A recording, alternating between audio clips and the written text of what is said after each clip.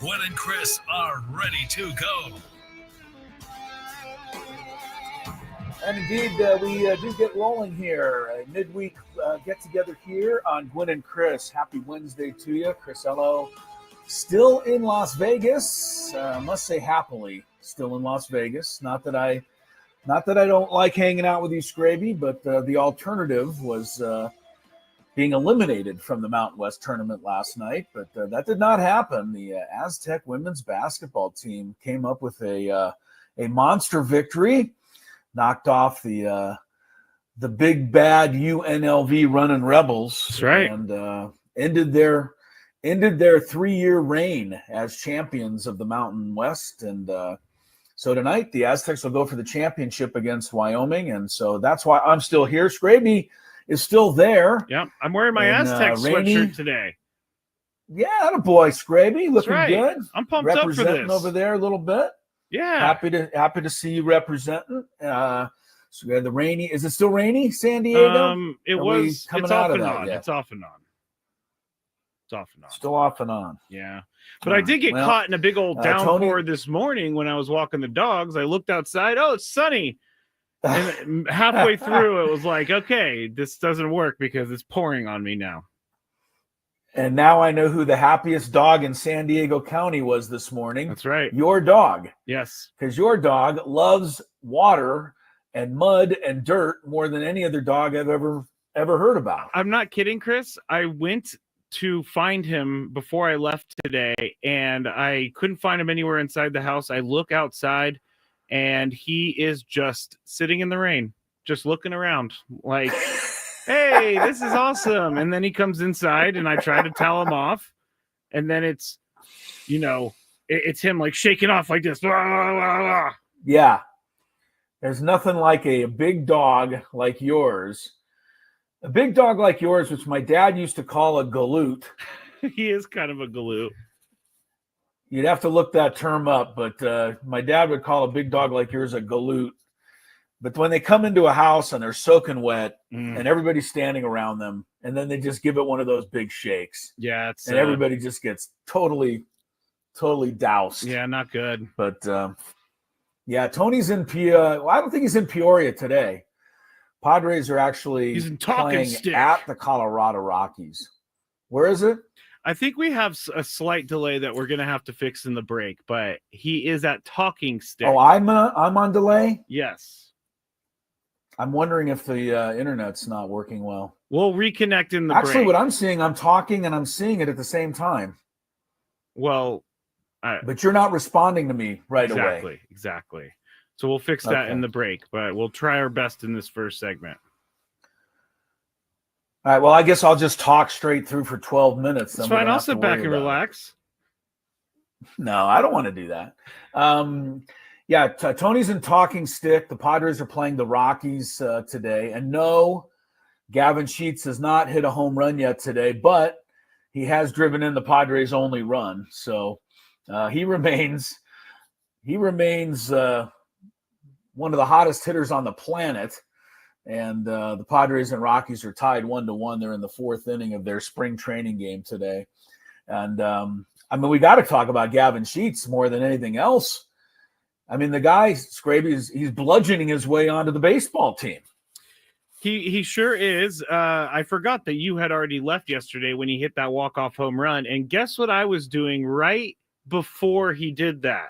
I was saying because he's hit 4 home runs in the past 4 games doesn't mean that he's going to make the roster. Literally, like maybe 3 minutes later, walk-off home run, almost hit it out of the park. Yeah, right. Not the baseball park, but the whole park. Yeah, the park. Like hit it out of the Peoria. Yeah, he almost hit it out of the Peoria Sports Complex. He did. He's swinging a rather hot bat right now. And if you are Gavin Sheets, there could not be any better timing for you in the world. Because he is in the middle. And here's the question that I would ask anybody who right now is in love with Gavin Sheets, and if you're a Padre fan, that means you're probably in love with Gavin Sheets, is who's going to take? Because I don't think too many people, when spring training began, me included, had predicted that Gavin Sheets would be on this team, the opening day roster. And, when you look at who the Padres have, understand that you've got the 8 guys in the starting everyday lineup, and you basically have a 9th because Connor Joe and Jason Hayward are going to platoon in left field. So that's 9 spots right there. And you have 4 bench players is all you're going to have. One of them has to be a backup catcher. You have to carry at least a second catcher. So that's 10 spots that are guaranteed. Now you've got 3 spots among Tyler Wade, who you would think is all but guaranteed. Yeah. Jose Iglesias, Yuli Gurriel, Gavin Sheets, Tirso Ornelas, Oscar Gonzalez, Forrest Wall. Jason and am I leaving Hayward, anybody out? Eggy Rosario. Is Jason Hayward a part of that group, or is he already? No, I think Jason Hayward slots in as one of your starting 8. I think he's, look, they didn't bring Jason Hayward, a veteran, in here to just cut him.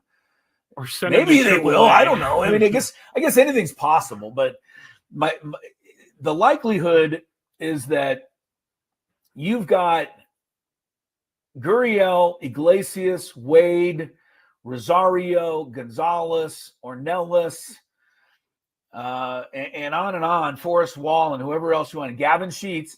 You got all of those guys vying for 2 or 3 spots. Yep. And there's like 7 or 8 guys that I just mentioned. You could make a case for making the team. And right now, Gavin Sheets has got to be at the head of that class.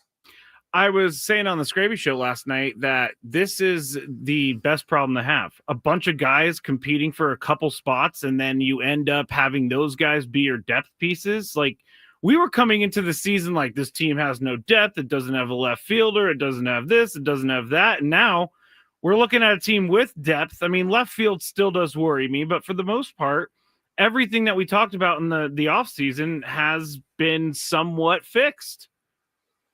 Well, I hope you're right. Gavin Sheets, to me, only slots in here as your DH. The guy did not play any left field at all last year. Yes. All right. He played right field. He played first base, and he DH'd. The last time he played left field was 2 years ago for the White Sox. Doesn't mean he couldn't be your opening day left fielder. But I will tell you that I find it highly doubtful that he will be. And the reason is because on opening day, the Padres will face a left-handed pitcher in Chris Sale. So I don't think Gavin Sheets will be in the lineup on opening day. But he has to take one of your 4 roster spots on opening day. How could you possibly, the way this guy is hitting the ball right now, send him to the minor leagues or cut him loose? I have to caution us, Chris, because usually I'm the guy who's getting all excited about things, but there's still 15 days left of spring training, or 13 days left. You're right. He could go 0 for the next 15 days. Yes. And then that would change. The 5 home runs in 4 games is so far out of our mind that we don't want him on the team anymore. That's how this works. Yeah, it does. You're right. You're right about that. But I'm just saying, if you assume, and I think you're assuming correctly, that there's 2 catchers. I mean, I'm not even I know that's correct. And that's Cronenworth and Arise and Bogaerts and Manny. So that's 6. And you know that Fernando and Jackson Merrill, that's 8. And you're pretty sure that Jason Hayward and Connor Joe were brought in to play left field. That's 10. Tyler Wade seems like a guy that would be somebody who's going to return for sure. He's man number 11, yes. That's 11. All right, so if he's 11, you have 2 spots left.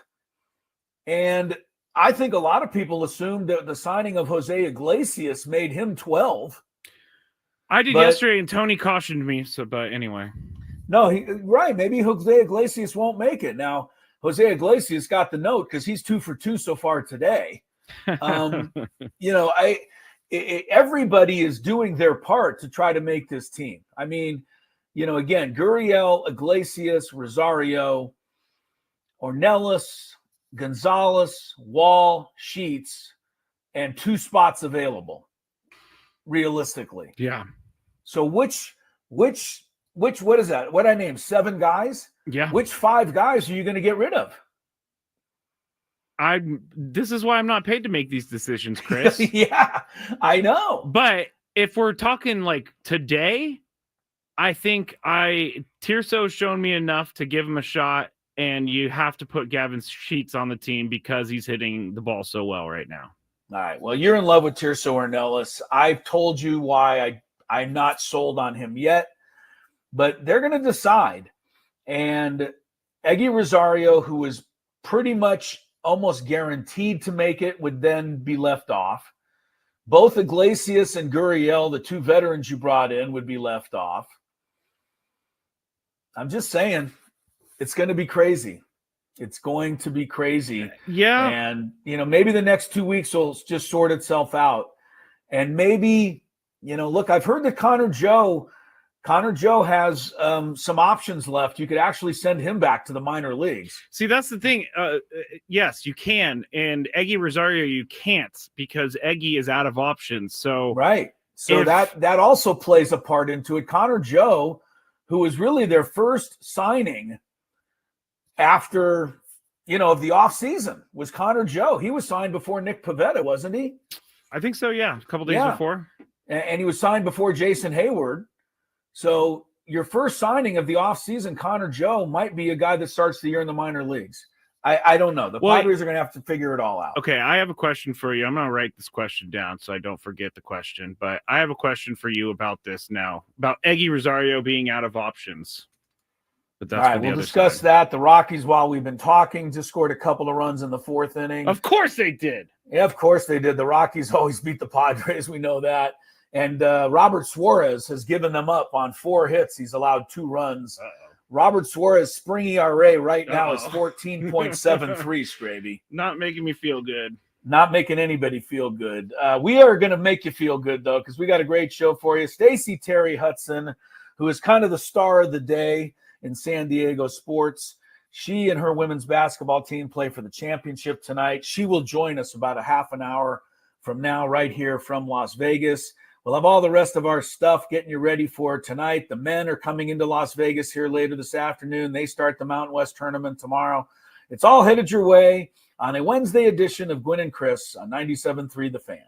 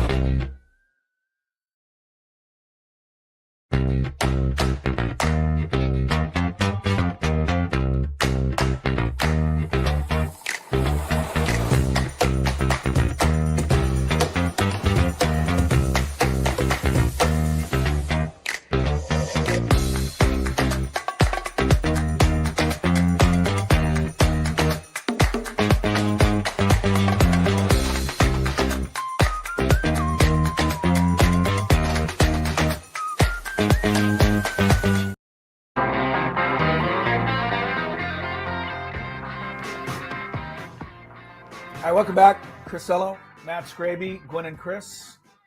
97.3 The Fan. Of course, Tony Gwynn Jr. as well. He is, I don't know, Tony's going to be very late today if he's able to join us at all, because Padres are playing in Talking Stick. Yes, it's actually kind of a fun name. I would love to. You like it? I would love to run into a talking stick. Is that the city or is that the ballpark? Or no, I think what? that's like the ballpark area. I got you. Yeah. Well, I know the Talking Stick is in Scottsdale, I believe. Not quite Scottsdale, but it's a good 20 miles from Peoria, maybe more. And in traffic after the spring training game, I don't see Tony making it till the final hour of the show today. I'm going to give him a little bit more faith than you're giving him right now. It's not faith. I mean, the guy can't move cars that are in his way on the freeway. Well, I mean, he didn't bring his helicopter with him this time. Right. He didn't bring his private copter with him, so he's got to sit in traffic like the rest of the world. You know, how many times have we told him, you got to bring your helicopter with you? Don't forget your helicopter. That guy is so forgetful. I swear, he is just so forgetful. Tony Gwynn Jr. He said he had a great time on his chaperoning trip. It wasn't necessarily like a great vacation or anything because he was busy with 18 different soccer players the entire time. Him and his wife. Oh my goodness. Yeah. He is well, that's what I deal with on a daily basis. I got 18 women's basketball players. That's true. Fortunately, I'm not in charge of them.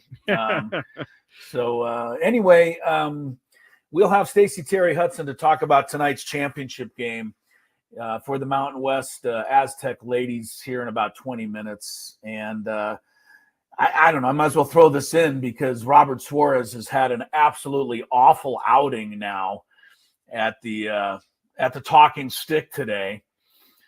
And you're right, Skraby. We got to say it every time. Spring training doesn't matter. But how comfortable are you going to be putting Robert Suarez out there on opening day to close a game when his spring ERA is 19.64? You know what I'm saying? It's just a little unnerving. Suarez today against the Rockies, 1/3 of an inning, 5 hits, 4 runs, all earned, and 1 walk. That's it for Suarez today. He's already out of the game. So that's not necessarily what you want to see from your closer heading into the season. No, it is not at all. But now you had a question for me about the roster, though. Yes, because, there's only 2 guys on the 40-man right now that have no more options, Eggy Rosario and Brett Sullivan, meaning if you can't send them down when they're out of options. You can't send them to AAA, so you have to not DFA them. You put them on waivers, I believe. Right. Sam and I talked about this. Anybody'd be able to grab them. Yes, but if they don't, then there are ways for him to come back to the Padres. But for the sake of this argument, I'm going to assume that someone would grab him. But if the Padres don't select Eggy for the opening day roster, do you cut bait or do you put him on the team and see what he can do? Because if you cut bait, obviously another team has a chance at him. Yeah. I think that's got to enter into your decision-making if you're the Padres. And I personally would not want to give up on Eggy Rosario quite yet. I really Me neither. wouldn't. So, for that reason, I think Eggy Rosario stands a pretty good shot at making this roster. Now, the guy that and you mentioned Brett Sullivan's out of options as well, but unfortunately for Brett Sullivan, I think, and I like Brett Sullivan, he's a gutty, kid, and I think he gets the most out of what he has. I just don't see him beating out Elias Diaz or Campusano and Maldonado. So I have a feeling Brett Sullivan's going to have to probably be put, be put on that waivers list and see if somebody else wants him. Here's the exact definition for the out of options stuff. Okay. Players without options available on the 40-man roster in the tightest position in camp. They either have to be added to the active roster at the end of spring training or be removed from the 40-man roster either through trade, release, or pass through waivers, an outright assignment to the minors. So, yeah, I mean, it's unfortunately looking like for Brett Sullivan, he's most likely going to be hitting waivers. I don't see him making the team on opening day, making the active roster. I don't either.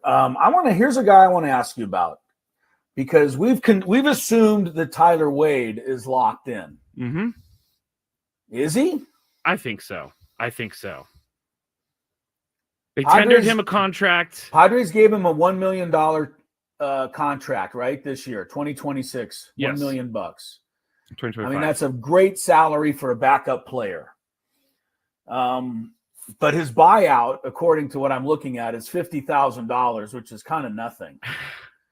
He can give me his buyout if he doesn't want it. I'm just saying, I mean, you brought in Iglesias, who's a proven guy. Yeah.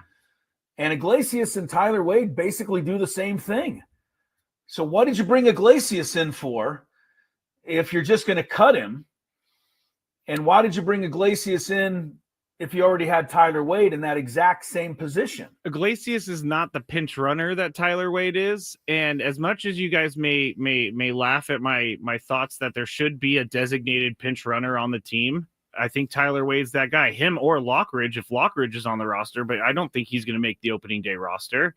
No, I don't either. But I don't think in this day and age, I don't think you have room for a pinch runner. I know what you're saying. You only have 4 bench spots. You can't use one of those up with somebody that just comes into pinch run. No, he can play every position on the field. That he basically can't pitch, he can't play catcher, but okay, I know, but he can play every position on the field, but so can Iglesias. He can't play the outfield. So, I mean, if Tyler Wade can play every single position, then you have to put someone like that on your roster. Okay. Well, you don't buy it? You don't buy it? I know. I want it clear that I'm not trying to get rid of him. What I want clear is that I'm trying to figure out who these 4 guys are going to be. When I know that one of them's a catcher, and I don't know that, I'm curious why we brought Iglesias in. I assume to make the team. But yes, he and Tyler Wade are almost the exact same player, except for Iglesias has a little more history of being successful. I'm always really bad. Level. Is Iglesias a righty or lefty? Iglesias is right and Wade is left. There you go. So you have different looks. But you don't have room. I don't think you have room for both of them. You have to put Eggy on the team. You right now have to put Gavin Sheets on the team. You want Ornelas to make it. I want Gonzalez to make it. Yuli Gurriel wants to make it. All right. I mean, we're not going to be able to keep everybody happy here. I'll put my money where my mouth is. If today was the opening day roster, Tyler Wade makes it over makes it over Gavin Sheets. He does. And Tirso, I think Tirso stays because he's been the most consistent through spring training, but Gavin Sheets has only been doing this for about 5 days now. So, okay. I mean, 5 days is a lot, but you guys keep telling me spring training doesn't matter. And what kind of pitchers is he hitting off of? These are all the things that I get in my DMs about. Yeah. Well, training. I can ask you the exact same question about Tirso Ornelas, who, by the way, has a grand total of 2 RBIs this spring. He's not exactly become the next Dave Winfield knocking runs in. Look, man, they just got to get guys on base for him. Look, everybody has a story. Everybody has some ups. Everybody has some downs. It's going to be crazy, and the Padres are going to have to figure it all out, and that's going to be somewhat fascinating here over the next 2 weeks. That's all I can tell you. Yeah, it is going to be fascinating. Because, and we're going out next week, so we're going to be right there in the mix of some guys possibly making the team, not making the team. Yeah, I imagine as soon as you and I pull in on Sunday afternoon, Mike Schilt will bring us in for a quick meeting. Oh, yeah, he's going to be waiting in the parking lot. And he's going to be like, guys, here's what's going on. Yeah. I'm going to say, I tell you, I think that would be a great game to play right now, is try to pick the 4 Padres who are, or the 5 Padres who are not going to be in the starting everyday 8. And you try to get all 5 right and see if you're right. It's as hard as the March Madness bracket itself. It would be pretty hard. All right, we'll take a break, come back. When we return, Stacie Terry-Hutson, her Aztecs knocked out UNLV last night. They have 1 more to go tonight, though. Wyoming awaits in the Mountain West Conference Championship game. We'll talk to the Aztec women's coach when we come back from Las Vegas. Chris Ello, Matt Skraby holding down the fort in San Diego. Gwynn and Chris, 97.3 The Fan.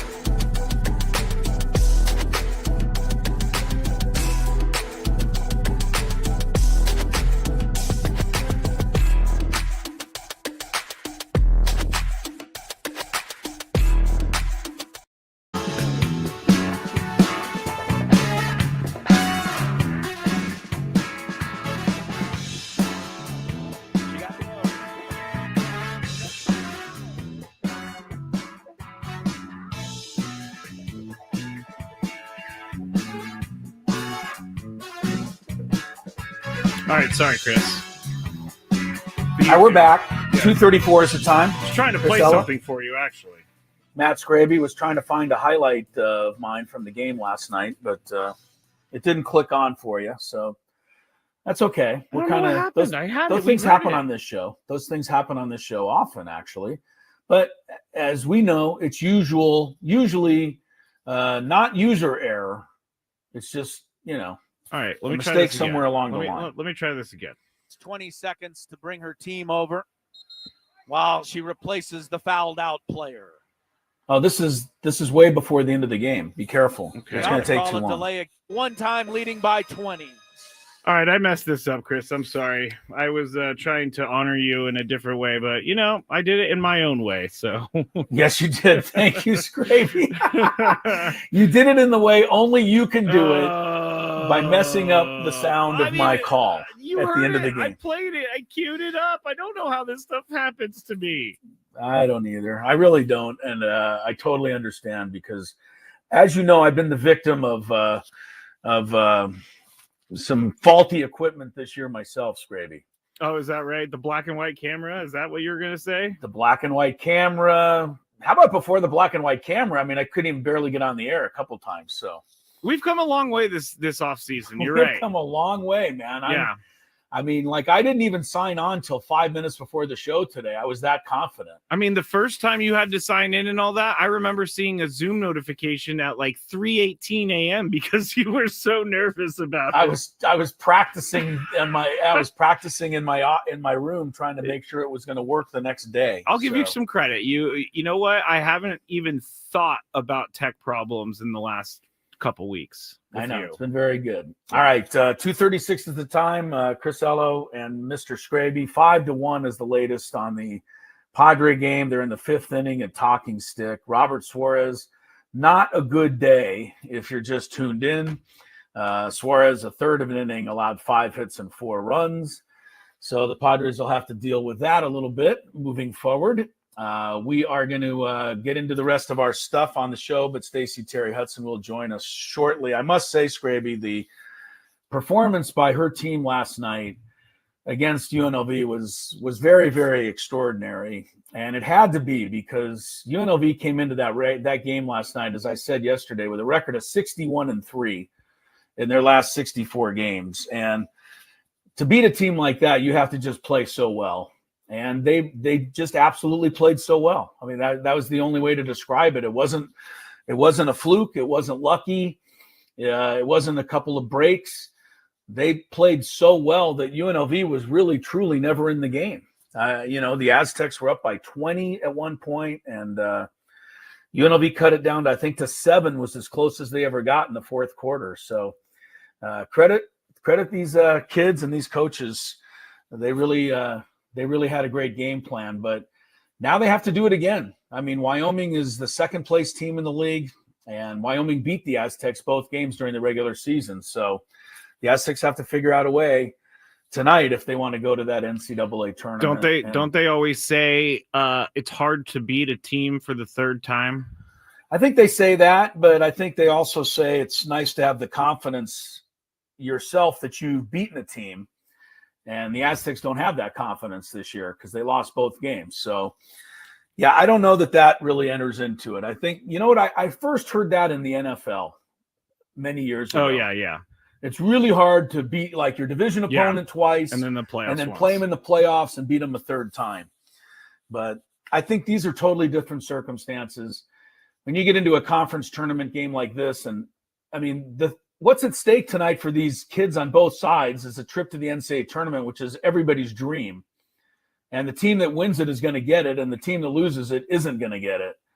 So how is each team going to perform under those circumstances? That's, to me, is the biggest question. Why is it that there's only 32 teams in the women's tournament, right? Or have they expanded it No, yet? it's 68 now. It is. Okay, so they men. have. I was going to say, but why would San Diego State, a team that's won over 20 games, a team that went to the Mountain West Championship, they beat New Mexico or UNLV twice, why wouldn't they get a spot in the tournament? It seems like they should be an at-large team.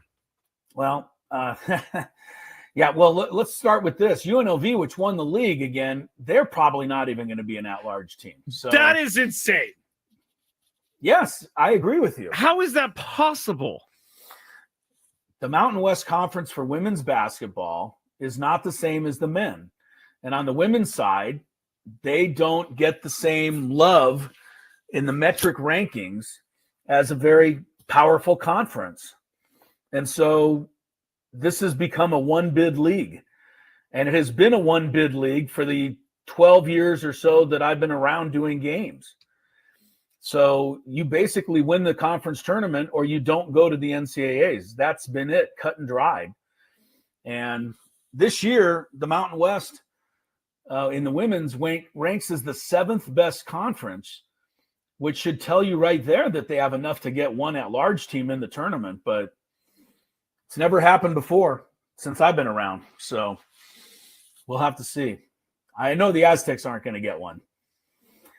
But maybe they will earn one on their own. And tonight is indeed the championship game, and we are joined by Stacie Terry-Hudson from right here in Las Vegas with us. Coach, anything new with you these days? It's been a while since Skraby and I have had a chance to talk to you. You know, just competing for a championship tonight. So right? Getting excited, getting a little nervous, and, you know, just preparing our girls to, you know, hopefully climb a ladder and cut down some nets. Let's talk about your win for a minute last night. I know you and the coaches are, you know, focused on what's the task at hand tonight, but to beat UNLV, beat them for a second time this season, it took I was just telling Skraby, it took a really extraordinary effort by your kids. And it seemed like they came through and did everything that you as a coaching staff asked them to do to win that game. I think you're right on, Chris. And, you know, we had a really good game plan. I think the staff and I, you know, developed a game plan where we really wanted to take away what UNLV does well, and that's getting downhill, driving the ball downhill. And, you know, we made a really good effort to take away their right hand to drive and, you know, and was able to rotate around that. They were locked in, really, really focused. So I'm hoping we get that same level of focus tonight because I think it's going to take all of that to win against Wyoming. We're talking to you, Coach. About Wyoming, sorry, Coach. Chris, go ahead. I'm sorry, Skraby. I just want to ask her real quick about when you talk about Wyoming, they're a different team completely in the sense that they're built around a post center who scores 20 points a game and gets 10 or 15 rebounds and is the player of the year. So your defense has to be almost something completely different tonight, does it not? 100%. You know, so we've been focusing on that, and you know, we decided to take, not use our shoot around and take that time to stay in and watch film just to rest their legs. So just really focusing on making it harder for her. There's no way that you can stop such a powerful player like Allison Fertig. But we're going to try to make her touches a little bit more challenging and then making sure that we understand what the rest of her team likes to do. So maybe we can, you know, hold her to her average and keep everyone else guessing on what we're going to do with them. That's the game plan. But you can't stop a young lady who's as powerful as she is, so close to the basket. But we're going to do our best. Going to throw a couple things at her.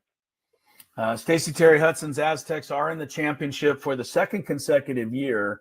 And, you know, this is something, Coach, you've talked about with your team since I first, you know, saw you at the beginning of the season back in, you know, late October, early November when you started working out with these kids. And, you know, you told me that you thought you had something this year. And you also, you know, really imparted on them that it was all about trying to cut down nets at the end. And now here the moment has arrived. So how do you kind of translate everything that's happened all season and try to pour it into this evening? You know, I think they're prepared. I think like you said, we focused on this, getting better each game. And I think we're playing pretty good basketball right now. Having some momentum going into the tournament helped. You know, we're just trying to make sure that we're giving them everything that they need to be successful as far as the coaching staff. And then I have a group that's really competing at a high level. So if we can go out and, you know, and get a little lucky and work really hard, I think we have a great chance at winning this whole thing, you know, but it's definitely not going to be easy. Talking to Coach Stacie Terry-Hudson here on 97.3 The Fan. Her team is playing Wyoming tonight in the Mountain West Championship. And I saw a hashtag earlier it said "we over me." And I really love that message. And so my question for you is, in the day and age when it's really hard to find people to buy in as a team, how do you know when you're recruiting a player that you are recruiting a "we over me" person? That's a great question, and thank you for asking, because I knew that we were going to be really, really talented, as Chris alluded to earlier. So I wanted to make sure they understood, and I wanted them to know that I understood that it would be an individual sacrifice for them for the team goal, because I have a great group of young women. A lot of them that are coming off my bench could be starting for us or starting for another program. So I knew that it was going to take sacrifice. And I just got a group that understood and bought into that, and understood that it was less about the individual goals and accolades and more about the team. And we just that's been our mantra, the we over me. And, sometimes we say, sometimes you, sometimes me, it's always about us. And that's really just rang true this year, because we've been so consistent with production, not only with our starters, but also with the young ladies coming off our bench. So I think that's kind of been our superpower, being able to keep people coming at you offensively, and defensively. We've just made such a big jump this year. And I think that's really been the difference maker. Coach, I know one of the people that I think a lot of fans, basketball fans in San Diego, recognized this year was when your husband, Justin, had left Fresno State, and you named him as one of your assistant coaches. And I mean, Justin Hudson, his name when he was with the Aztecs especially was synonymous with defense. And you're talking about your team playing defense. All of the coaches have meant a lot. I know this because I see them work every single day. But how has your own husband been a contributor to your program? He's been great. It's just nice having him around. He knows so much basketball, and he's kind of taken a back seat because, obviously he has so much experience, but just a great consultant, a great ear, and just always giving me constant ideas how I can make and help this team grow and be better. But, like you mentioned, I mean, I have not only Justin, but with Kelly, John, Greg, Mel, all the guys and gals on my staff, we just have a really good group, a lot of experience. And I think that's really helpful when you're trying to make a run in March and preparing them throughout the year. Last one for me, Coach. You have led this team to 3 straight 20-plus win seasons, and I saw that earlier, and it floored me. Chris has been working with you for the last, 4 or 5 years, and so I've kind of seen the evolution of the team. But what do you credit most for these 3 straight 20-plus win seasons? We got the right people on the right seats of the bus. We got great people in our program. And we've done a great job in recruiting, getting kids that can buy into what we're selling, and we've been able to retain a lot of those kids. So last year we didn't have a single person go into the transfer portal, and I think that really helped us not only keeping and retaining kids, but also bringing kids in. And we have a fabulous freshman class. I just think it's what we offer at San Diego State. We're kind of that triple threat. You're going to have to get a great education. You're going to compete for championships, and then you live really close to the beach. So it's really hard to say no. Hey, Coach, I'm going to let you go because I know you got a lot of work to do. But before you go, your 4 freshmen, 3 of them were tremendously instrumental in the win last night. And 2 of them are from San Diego, Naomi Panganiban and Bailey Barnhart. Developing that connection with San Diego for your program, and the freshmen coming in and being able to contribute, how is this going to help you even more going forward? If we can find a way with NIL and revenue sharing to make sure that we keep these young women, I think you're going to see a tremendous jump next year, and then the future being so bright for San Diego State women's basketball. I mean, you mentioned Bailey, who hasn't got a lot of time this year, but mark my words, this kid is special, and she's going to do some amazing things. She has a great knack for rebounding and can score at the rim, but could also, handle the ball. She has some guard skills. And then you've been able to see what Naomi can do. And, I love these freshmen because they don't know anything different, and they don't know what they don't know. And I love that about them. And, they're coming in and playing and challenging these upperclassmen guards from these other teams.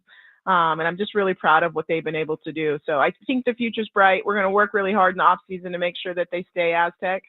And if we can keep them here, we're going to be in good shape for the near future.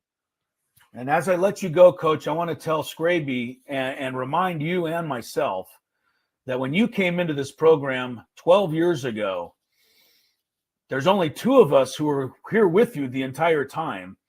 And I believe that's me and Queenie, the athletic trainer. Yep. So the three of us. And Angie. Okay, Angie yeah. from the equipment. I apologize to Angie. But, Yeah. you know, we've all been here the entire ride, Skraby. It's been longer than 5 years. So this is a great night for all of us and all your kids and everybody who bleeds red and black. And I know everybody's wishing you the best, Coach. So we'll talk to you later. Thank you so much. See you soon. Thanks, guys. Thank you. There she goes. Back to work, I'm sure, Skraby. Looking at film, getting ready for tonight's contest against Wyoming. Stacie Terry-Hutson. Yeah, I've been doing this for longer than you think, Skraby. You said 4 or 5 years. I said 4 and 5 years because that's really kind of, I mean, we've worked together for 7 years. Right, that's true. Right. But they weren't, I'm not saying they were bad, but they weren't the team that they are in the last 3 years. They absolutely were not. So that's the evolution I'm talking about. And even Stacie or Coach Terry-Hutson, even just the way she interviews has changed over the years. She's more decisive, and you can just feel the head coach when you hear her interview. Yeah, I was on with Braden a little earlier, and he asked me. Sorry, name dropper. Yes, that's right. He didn't ask you to come on the show, did he? No, he did not. He went for the big time guy. But he asked me about her 12 years and how she's kind of been able to, stay and keep it going, because they really had some years where they didn't do that well. Yeah. And I told him J.D. Wicker deserves a lot of credit on that, because he sensed something in Stacie Terry-Hutson. He saw something that I actually saw all the time. And that was the fact that Stacie Terry-Hutson is the kind of person, the kind of human being, the kind of coach that does everything right and the right way, and does it by caring about others and putting others ahead of herself. Yes. And sometimes taking some things that didn't go her way, but instead taking care of something that was more important than wins and losses. And J.D. Wicker, was able to understand that and stay with her when I think a lot of ADs would not have. Yeah. And so it's really cool to see. And I'm not just saying this because I've known her. It's because I'm with her, and I can tell you, it's cool to see somebody that does everything right be rewarded for doing things the right way. Yes. Because too often that does not happen. And sometimes it takes a little bit longer than the louder people, but it all works out in the end. And I totally agree with that. Because how many times do we talk about coaches only based on wins and losses? That's the only thing they're judged upon. Basically, yeah. Right? Yeah. And, I say it all the time when these coaches around college sports get fired. I mean, you see a guy at a men's program or anywhere, who's got like a 600 winning percentage, but finished in 7th place 1 year. And they're like, that's it, you're out. And you're like, what are you doing? I mean, come on. Is it that ridiculous? Is it that crazy? Is it that cutthroat that, you have to fire every single coaches who loses a 3-game losing streak? Maybe in the NIL era, if you don't have a likable personality as a coach, then you aren't fit to run a team because people don't want to play for you. I don't know. I'm just glad to see it's worked out for Stacie. And I've tried my best as, somebody who's just broadcasting the game tonight to keep my mind from running away from me, because I know they have to go play this game, but I can't help but think how happy she would be if they were able to win. All right, let me ask you this, Mr. Rate the Radio Call. Have you thought about your winning call? Oh, interesting. Yes. Have you thought about what you will say when they are hoisting the trophy, or when the time expires? Kind of. Ah, okay. All right. I don't know for sure. I'll tell you why. I think basketball is the hardest one to do something like that, because you could win the game on a last second shot. Yeah, true. You could win the game by the other team missing a shot. Yeah, that's true. Or you could win, by 20 points. So you don't know how the final countdown is going to go. But, yes, but I guess immediately after they win the game, you probably have something thought about. Yeah, I've penciled down a couple of ideas. You quilled some? I quilled some ideas, just in case.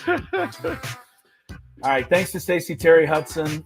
Wishing them all the best of luck tonight. By the way, if you fans, Aztec fans, want to watch that game, it is on CBS Sports tonight, which I know on Spectrum is channel 315.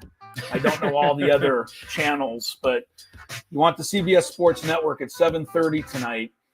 But what I recommend you do is watch the game and then go to goaztecs.com and listen to my call and try to sync it up so you can listen to me while you watch the game.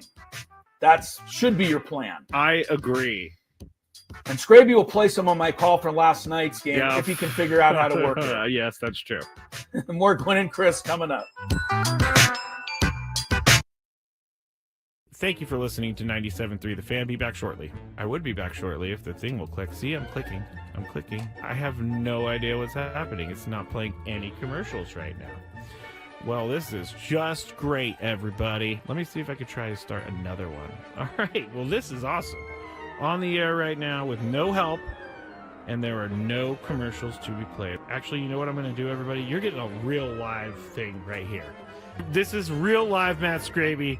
I'm going to have to restart Wide Orbit real quick, so goodbye, Wide Orbit. It's not even closing. I'm going to text Adam, and I'm going to say, Adam, I tried to go to break and the commercials did not play, and the program won't shut down. Oh, you know what I'm going to do? I'm going to have to do some Control-Alt-Delete over here. Control-Alt-Delete. Okay, I got it. Task Manager. It's not coming up. There it goes. Task Manager came up, everybody. I have no idea. I'm way too generous with my stroke giving.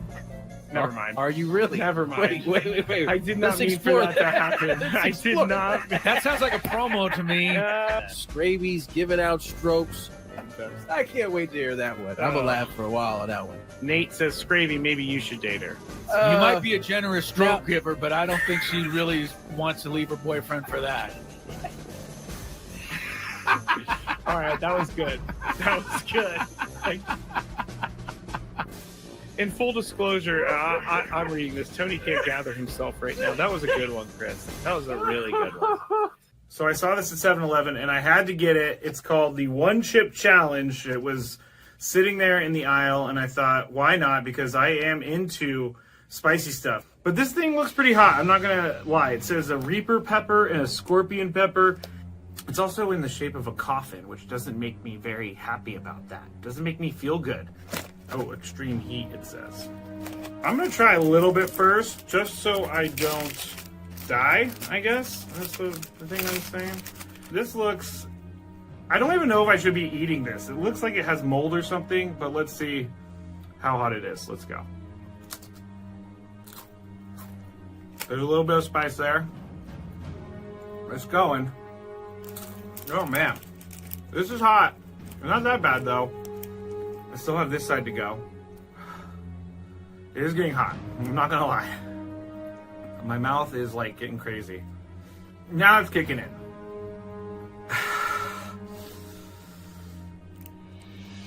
I'm not sure if I'm gonna finish this. Honestly, it's getting serious. I gotta go with the milk. My mouth is dying right now.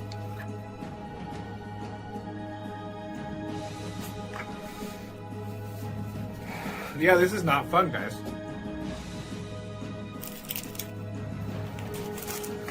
Never gonna do that again because my mouth is on fire. Thank you for listening to 97.3 The Fan. Be back shortly. I would be back shortly if the thing will click. See, I'm clicking. I have no idea what's happening. It's not playing any commercials right now. Well, this is just great, everybody. Let me see if I could try to start another one. All right. Well, this is awesome. On the air right now with no help. And there are no commercials to be played. Actually, you know what I'm going to do, everybody? You're getting a real live thing right here. This is real live Matt Skraby. I'm going to have to restart Wide Orbit real quick. So goodbye, Wide Orbit. It's not even closing. I'm going to text Adam, and I'm going to say, Adam, I tried to go to break and the commercials did not play, and the program won't shut down. Oh, you know what I'm going to do? I'm going to have to do some Control-Alt-Delete over here. Control-Alt-Delete. Okay, I got it. Task Manager. It's not coming up. There it goes. Task Manager came up, everybody. I have no idea. I'm way too generous with my stroke giving. Never mind. Are you really? Never mind. Wait. I did not mean for that to happen. I did not. That sounds like a promo to me. Skraby's giving out strokes. I can't wait to hear that one. I'm going to laugh for a while on that one. Nate says, Skraby, maybe you should date her. You might be a generous stroke giver, but I don't think she really wants to leave her boyfriend for that. All right, that was good. That was good.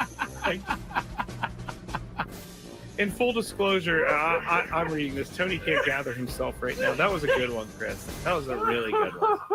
So I saw this at 7-Eleven, and I had to get it. It's called the One Chip Challenge. It was sitting there in the aisle, and I thought, why not? Because I am into spicy stuff. But this thing looks pretty hot. I'm not going to lie. It says a Reaper pepper and a Scorpion pepper. It's also in the shape of a coffin, which doesn't make me very happy about that. It doesn't make me feel good. Oh, extreme heat, it says. I'm going to try a little bit first, just so I don't die, I guess. That's the thing I'm saying. This looks... I don't even know if I should be eating this. It looks like it has mold or something, but let's see how hot it is. Let's go. There's a little bit of... Hour number 2 of our Wednesday get-together from Las Vegas. It's me. From San Diego, it's Skraby. And from Talking Stick, Arizona, it'll be Tony in a little while. He's still calling the Padre game against the Rockies in spring training action. But as we said before, Skraby, right? Whether it's the World Series, the playoffs, the regular season, or spring training, Padres cannot beat the stupid Rockies. I don't know. I don't know what it is, but they have this just something. Yeah, it's not great. It's great. Undeniable. Yeah, unfortunately, undeniable is a great word for it. It's flat out undeniable. We just don't know how it happens. And the Rockies are winning this game today, 5-1. I thought the curse would leave with Charlie Blackmon's beard, but it didn't. Not yet. It hasn't left with Charlie's beard. The Aztec men's basketball team will be arriving here a little later today. They play Boise State tomorrow in the first round of the men's tournament. And speaking of the men's NCAA tournament, next Friday, Skraby, you and I have a big day out planned. All of us have a big day out planned next Friday. From 6 a.m. to 7 p.m., 97.3 The Fan is going to be broadcasting from Dave & Buster's in Mission Valley all day long. Even the Skraby Show is going to be live from 6 to 7. So you could come down at any point during the day from 6 a.m. to 7 p.m. You'll see one of the shows, get to watch some tournament games, get to play some games. So please come down and join us next Friday. Mission Valley, Dave & Buster's, 6 a.m. to 7 p.m. And you probably didn't mention in there, Skraby, but I will be eating probably mass quantities of food and all of that stuff. I bet you I will too, Chris. Well, it kind of goes with the territory. When you're watching the first or second day of the NCAA men's tournament, you know what I mean? You got to suspend all SD fat loss diets, at least for one day. Yeah, I'm with you. It's actually in the handbook. Says it is. It's okay to do that. It's the first or second day of March Madness. You're allowed to suspend reality. We'll be having a great time. We'll broadcast live. Skraby and I will be there from 2 to 6, of course. Skraby will stay. But that is a week from Friday, March 21st, for our Dave & Buster's appearance. Skraby and I also will be joining Tony in Peoria for our shows next Monday and Tuesday. So circle that on the calendar. Skraby and I will drive out on Sunday. Mm-hmm. Not together, because if we did, we probably wouldn't make it past the border. We'd beat each other's throats. You know, I actually made a video over the weekend of you giving us a tour of Cooperstown, and there was a lot of video of us driving, and I forgot how much video I took on that drive because you kept taking control of the music. And so every time a song I didn't like came on, I would video the song title. It was like Whitney Houston and like Crack that whip. Do-do-do-do. Devo. A little Devo. There we go. Yeah, there you go. Some good stuff. Yeah, we did drive throughout New York State on that one trip, and we survived it okay. But we'll be from Peoria Monday and Tuesday show, so make sure you join us for those. We'll have a ton of Padre player interviews, and who knows, maybe we will be able to get to the bottom of this. Who is going to make the final 4 or 5 roster spots? Because it's going to be really, really interesting for the Padres going forward. I agree. Yeah, and Gavin Sheets, by the way, the Padres are losing today, but Gavin Sheets has driven in their only run, so he continues to put him on the team. Swing a hot bat. It is kind of, today is like the prelude to next week's March Madness because it's champ week now. They used to call it championship week, but in this day and age, we don't have time to say that. It's too long of a word. I noticed you said champ, and I was like, did he just shorten it on purpose? No, I didn't. That's it. If you go to ESPN, they call it champ week now because, everything has to be done so quickly.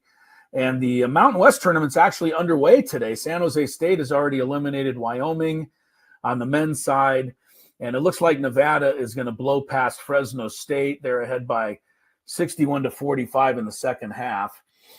Those are first round, preliminary round games. Air Force plays UNLV later here in Las Vegas. And then after that game is when we get out there, Skraby, for the women's championship tonight at 7:30.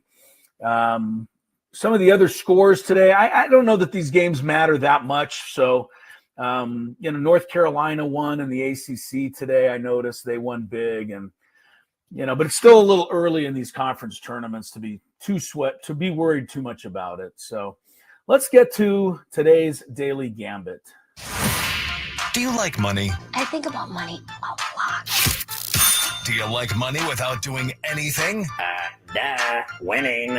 Do you want to make money while watching sports? I think Washington is immortal luck. Washington! Woohoo! If you answered yes, this is your segment. Just don't blame us when you lose. Nothing is ever your fault. It's your game.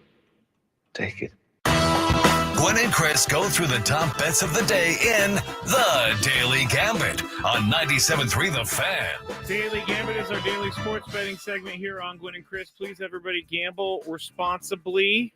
Just real quick, I have to say that I forget sometimes, Chris, that we're on video, and I just start, where people just start staring off into space, and you're just kind of thinking about something. Well, I was just doing that, and then I realized I was on video, so... Some of the things you get on YouTube when you watch us. Did the chat people snap you back to reality, or were you able to? No, I don't know if anybody noticed. You were able to rejoin You were able to rejoin this world on your own. Yes, I was like, whoa! I'm on camera. I need to snap out of it. Sam and I made a bet the other day, and it was Gonzaga versus San Francisco. It was like a 14.5-point spread. San Francisco only lost by, I believe, 10 or so. Did you know? They covered. I watched some of that game. I think it was Monday night, Tuesday night. I watched some of that game, and San Francisco, your guys hung in there for the longest time, and then finally Gonzaga pulled away at the end. But did you know that Gonzaga has beaten USF 33 times in a row? Yeah, I did know that. Wow. Well, to be fair to the teams that were before these last few teams, San Francisco has had terrible basketball teams for many, many, many years. And it's only in the last 5 years they've been competitive. But even in those 5 years, they haven't won a game. I get it. I mean, I think their best player was out due to bad grades. Like, how are you getting bad grades? Like, I don't understand it. He was definitely out. How do you get bad grades in this day and age? Don't you have a tutor or someone do it for you? Isn't that how it works? I don't want to say they do it for you, but they certainly give you every opportunity to succeed if you're an athlete. That's what I'm saying. Like, you should not miss a game because your grades are bad. Yeah, they give you every opportunity to succeed. You're right. They do have tutors. They have counseling people who work in the athletic department who make sure you're going to class, make sure that you get all of your assignments when you're traveling. So the kids do have a lot of help. I don't want to take anything away from all of these kids, like especially on this women's basketball team, all of whom who graduate and get their master's degree and everything. I mean, some of these kids are really quite amazing. Excuse me, when you think about how much time it takes to be part of a Division I team, Mm-hmm. and then, the rest of your time be studying and, working and passing tests and getting grades. So Yeah. I'm always very impressed by most of these student athletes, to be honest with you. All right, what do we got? All right, here we go. We're going to start with the game of the night, Skraby, the women's championship in the Mountain West Conference. Wyoming is favored over Stacie Terry-Hutson's Aztecs, but only by 3.5.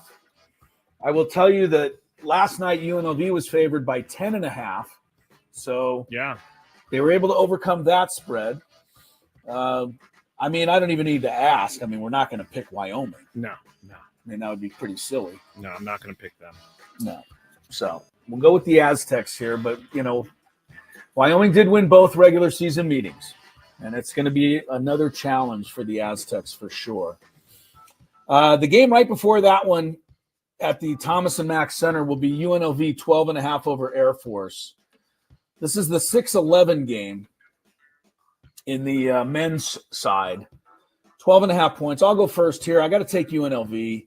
They're on their home floor. I think Air Force only won one game in the conference, and it was just a tough year for them. So I think UNLV blows them out. All right, I'll go with UNLV too. You're agreeing with me there? Yeah, I will. All right. Also tonight, you're going to have to pick this one on your own.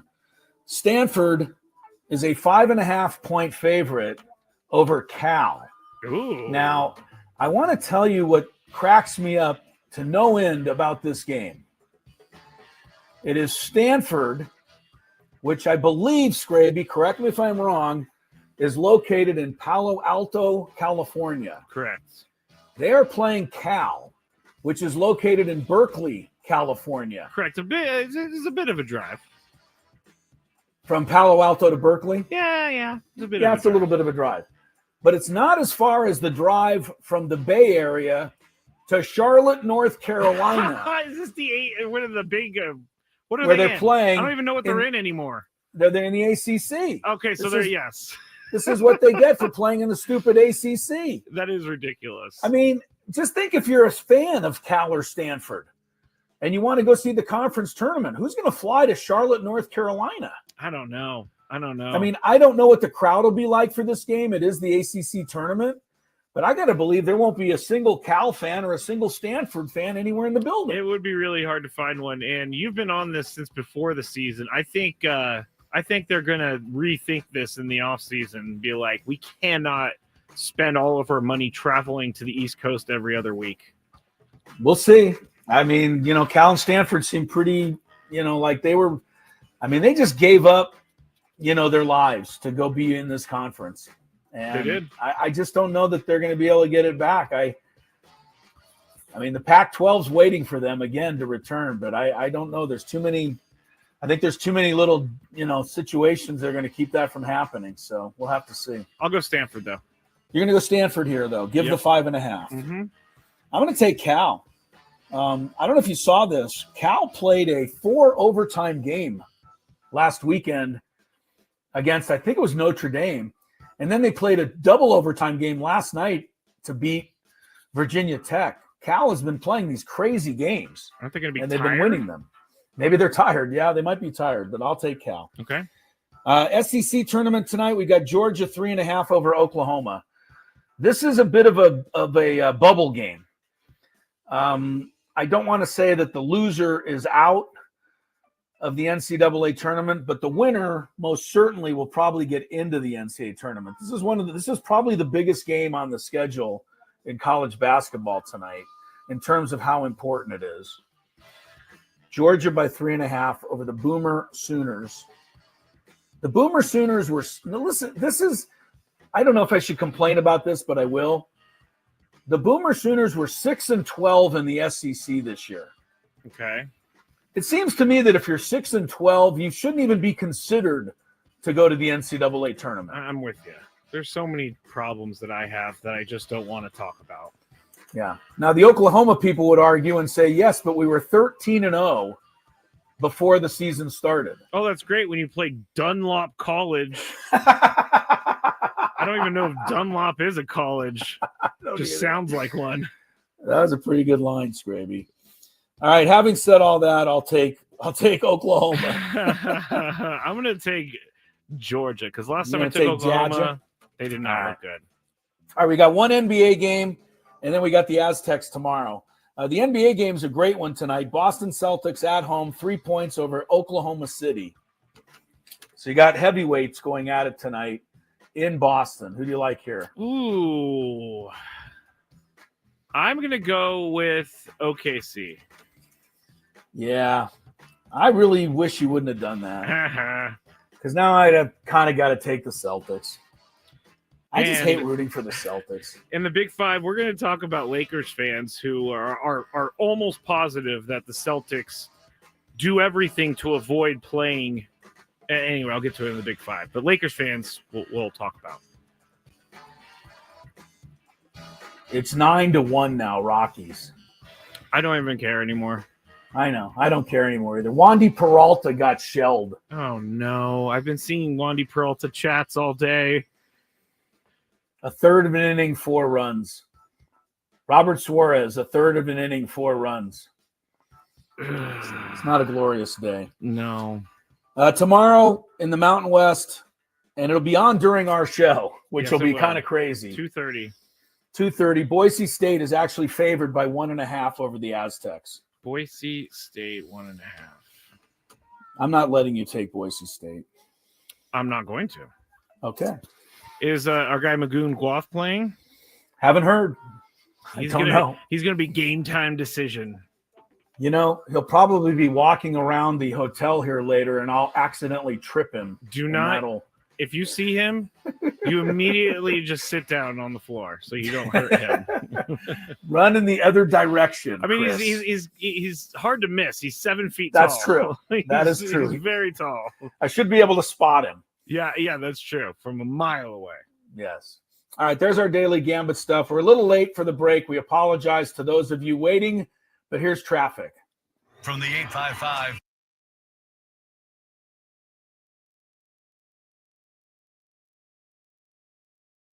All right, it's time for the Beaver Nuggets. So the story is somehow Buc-ee's got brought up. I think Frank brought it up. Yes. And it's a rest stop / mall / entertainment zone, super center. And someone said on the chat yesterday that they have like 100. They went to one with like 100 gas pumps, which is a lot, I guess. But while we were talking about this, Sam Levitt was in New York listening, and he goes, "Put me on, put me on, put me on." And so we put him on, and he's talking about how much he loves Buc-ee's. And so we got into the conversation, and it ended up being about the Beaver Nuggets. And so I had to order them because I find the name Beaver Nuggets very gross. I find it gross. But we're going to go with this. It's kind of like a Cheeto / a corn pop. It's like a cheese doodle. A cheese doodle. And we're going to eat them right now. I don't think these are bad, but here we go.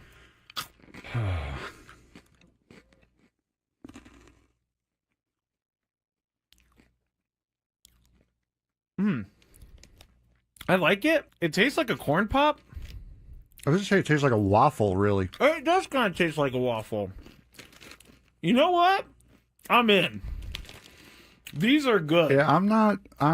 You want another one? No, I don't want another one. But yeah, I mean, it tastes like a waffle, like a waffle with syrup on it. It's pretty good. I gotta say, I'm not hating these at all. Actually, they're very good. I like this. The waffle is a perfect explanation. If you've ever had, I'm sorry, I'm talking on the microphone with food in my mouth. But if you've ever had a what is it? A Lay's potato chip that's waffle flavor. It's kind of like that. Sad Fryer says, "Are they cheesy?" No, they're not cheesy at all. Actually, they're sweet. No, it's like a hard waffle with syrup on it, with dried encrusted syrup on it. Now I don't exactly know what the puff is. It could be just fake something. Most likely. I mean, it's like caramel a little bit too. All All right. I got to stop eating these because I will eat the whole bag. I love these things. I'm going to leave them here, though, because I will eat this if I go home. It's just going to be a bunch of beaver nuggets in my bed as I sleepwalk or something like that. All right. It's time for the beaver nuggets. So the story is somehow Buc-ee's got brought up. I think Frank brought it up. Yes. And it's a rest stop / mall / entertainment zone, super center. And someone said on the chat yesterday that they have like 100. They went to one with like 100 gas pumps, which is a lot, I guess. But while we were talking about this, Sam Levitt was in New York listening, and he goes, "Put me on, put me on, put me on." And so we put him on, and he's talking about how much he loves Buc-ee's. And so we got into the conversation, and it ended up being about the beaver nuggets. And so I had to order them because I find the name beaver nuggets very gross. I find it gross.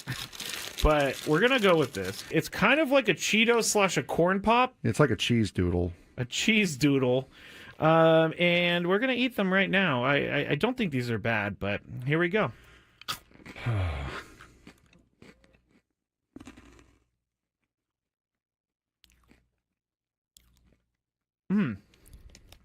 I like it. It tastes like a corn pop. I was going to say it tastes like a waffle, really. It does kind of taste like a waffle. You know what? I'm in. These are good. Yeah, I'm not. You want another one? No, I don't want another one. But yeah, I mean, it tastes like a waffle, like a waffle with syrup on it. It's pretty good. I gotta say, I'm not hating these at all. Actually, they're very good. I like this. The waffle is a perfect explanation. If you've ever had, I'm sorry, I'm talking on the microphone with food in my mouth. But if you've ever had a, what is it? A Lay's potato chip that's waffle flavor. It's kind of like that. Sad Fryer says, are they cheesy? No, they're not cheesy at all, actually. They're sweet. No, it's like a hard waffle with syrup on it. With dried encrusted syrup on it. Now, I don't exactly know what the puff is. It could be just fake something. Most likely. I mean, it's like caramel a little bit too. All right, I gotta stop eating these because I will eat the whole bag. I love these things. I'm gonna leave them here though because I will eat this if I go home. It's just gonna be a bunch of beaver nuggets in my bed as I sleepwalk or something like that. All right, it's time for the beaver nuggets.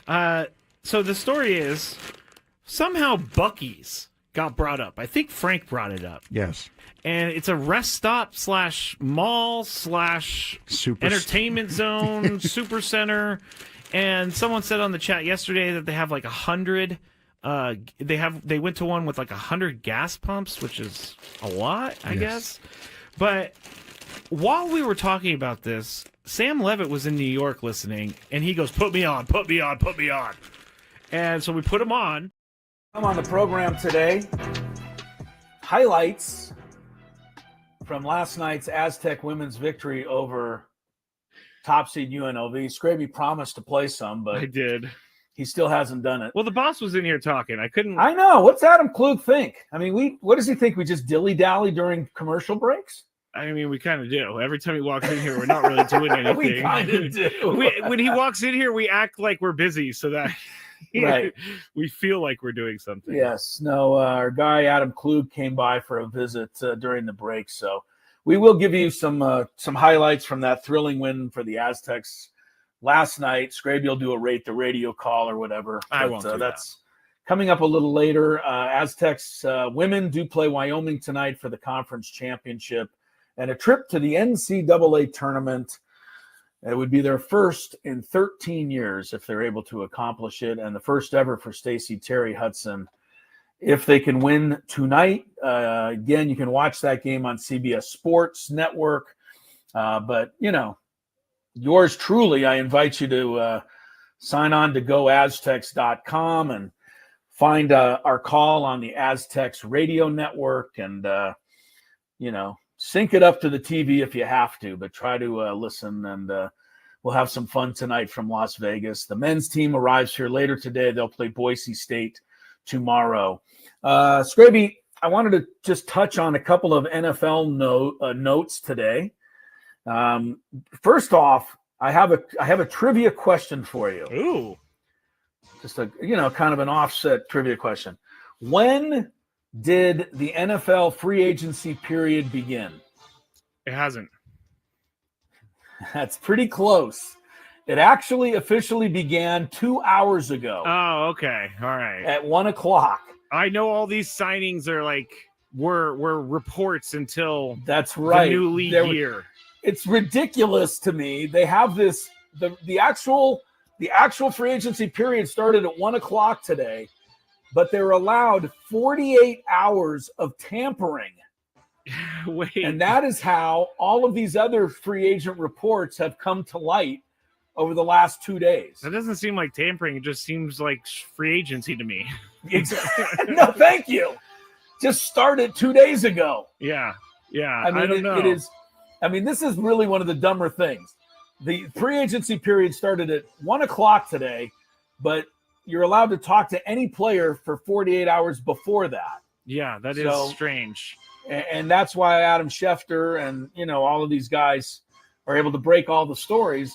But actually, nothing's officially happened in free agency yet. Tampering is what Sean McVay did when they got the trade for Matthew Stafford by being in Mexico while Matthew Stafford was on vacation in Mexico. And after the trade went down, they went and had dinner together. Random, huh? Random. Pretty random there, yeah. I agree. That's tampering. A couple of notes of things that did happen today. Because free agency started today, Aaron Rodgers is officially a free agent. First time he's ever been that in his career. Jets cut him officially. Jets are passing. Yeah, you're right, because he was traded. He's never. Oh, that's interesting. Yeah. The Jets are going with Justin Fields over a surefire Hall of Famer who might land in the top 10 all-time in the history of quarterbacks. I have no idea. Oh, is it going to be Ryan Tannehill or something? What's that? Is it going to be Ryan Tannehill?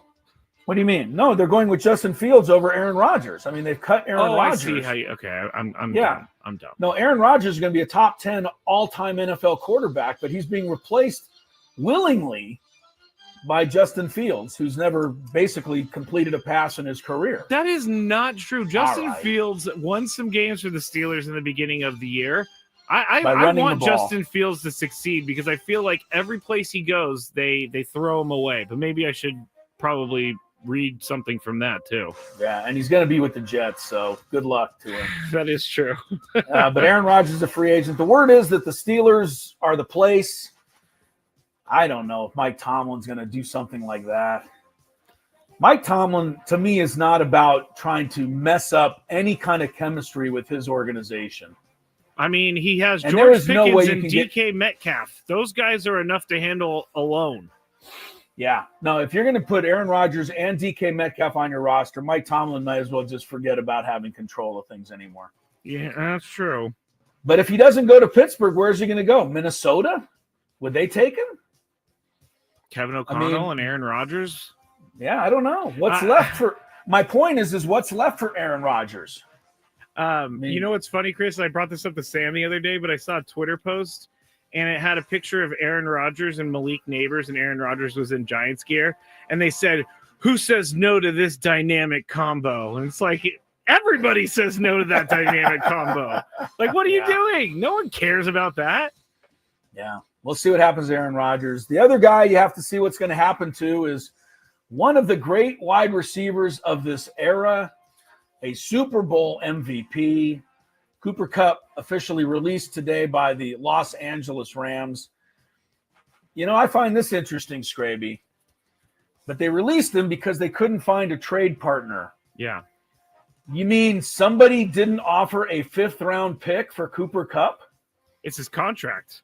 Yeah, no, I know. But you know what I'm saying? All you'd have to do is give up a 5th-round pick, and you could have Cooper Kupp. Yeah, no, I totally get that because that's what everybody goes for these days, except for who was just recently traded for a 3rd-rounder. Yeah, there was one guy that moved up a notch. Geno Smith. Round.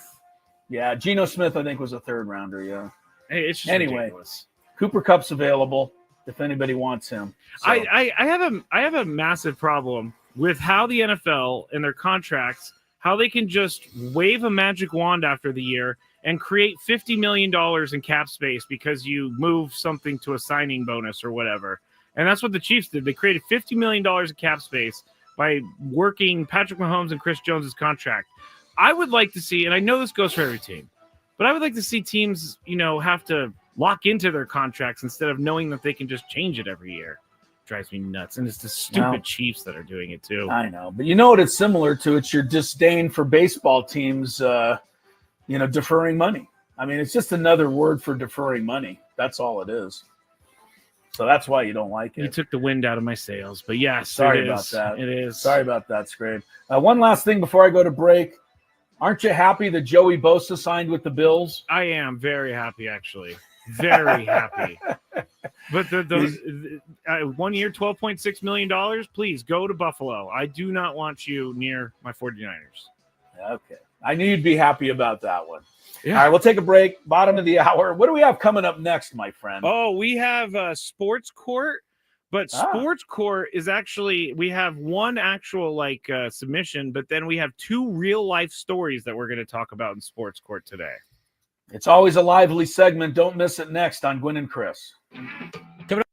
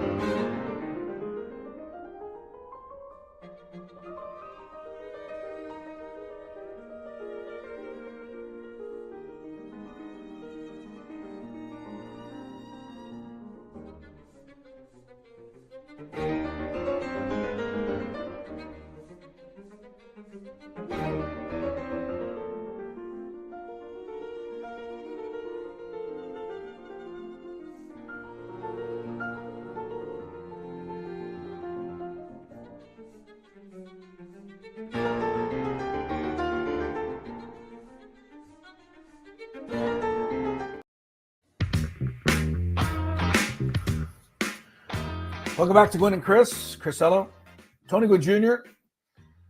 Tony Gwynn Jr. is he and the Padres are not having a great day there in Talking Sticks, Grabe.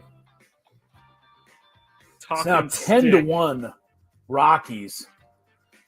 The Rockies are sticking it to the Padres. Oh, hey-o. In Talking Stick. Most notably, Robert Suarez and Wandy Peralta. Both of them got bombed today. Suarez, a third of an inning, 5 hits, 4 runs. Peralta, a third of an inning, 4 hits and 4 runs. So not a great day for either of those guys. Gavin Sheets, who else, drove in the Padres' only run today.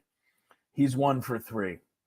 Welcome back. Here we go at 3:36. We got a little sports court coming up in just a couple of minutes. And a couple of reminders. We said it last half hour, but I want everybody to make sure it's circled. Skraby and I heading down to Peoria. Skraby's going to have a little talk with the boys Monday morning in the clubhouse, trying to remind them to get ready. The season's coming fast. I'm just going to give them the Rudy speech that he gives. You're going to go you're going to just straight Rudy speech? Yeah. Do you realize that that's a football movie? I do. I'll just change it to baseball. You know whose speech I recommend you hear? Not you, but anybody out there. Who's that? And it's not somebody that I'm normally a fan of. But I've seen it on Twitter a couple of times, and I really think it's good. Okay. Now, there is some spotty language in it just because it is a coach talking to his team at halftime of a game. So understand. But I still think, if you're worried about your kids hearing bad language, maybe you have to figure out a way to bleep some of it out. But I recommend every parent who has a kid playing sports, try to find the halftime video of Rick Pitino talking to his team during a St. John's game a few weeks ago, within the last couple of weeks. And I don't know exactly how you find this on Twitter. All you need to do is Google Rick Pitino halftime speech. Okay. The only problem with this, Chris, is like when I see Rick Pitino, I listen to his speech and I was into his speech and what he was saying, but it's coming from a guy who has a very spotty past. And I'm like, how much of this does he actually mean? I know. You're absolutely 100% right. So what I'm asking you to do as a parent of a kid that plays sports, and even if you're not your kid doesn't play sports, his speech, the whole point of the speech is that sports is a metaphor for life and games are a metaphor. And when things are going bad, you got to find a way to fight and turn it around. And I know that seems like a kind of a repetitive type of speech that you think you've heard many times before. But the way Rick Pitino presents this to his kids is really spot on. It is absolutely spot on. And I'm going to say I recommend you find it. Rick Pitino talking to his St. John's kids. It was in the last couple of weeks. And again, there is some language in there. So if that bothers you, just be aware that he does some swearing. But it unfortunately doesn't really need to swear to make his point. He makes it without the swearing, but he throws the swearing in anyway. Yeah. But I just, in this day and age, we're far too easy as, people in society, just generally, if something doesn't go our way, we tend to give up. So it's tempting to give up. Yeah. Or if you're just not playing a good game, just, I'm not going to go back and play defense. And that is Pitino's speech. I really think you should hear it. It's a minute or two out of your time. And I think you should play it for your kids too. And again, I'm acknowledging the language that's in there. All right, let's check some traffic, Skraby, and then hit on our sports court today.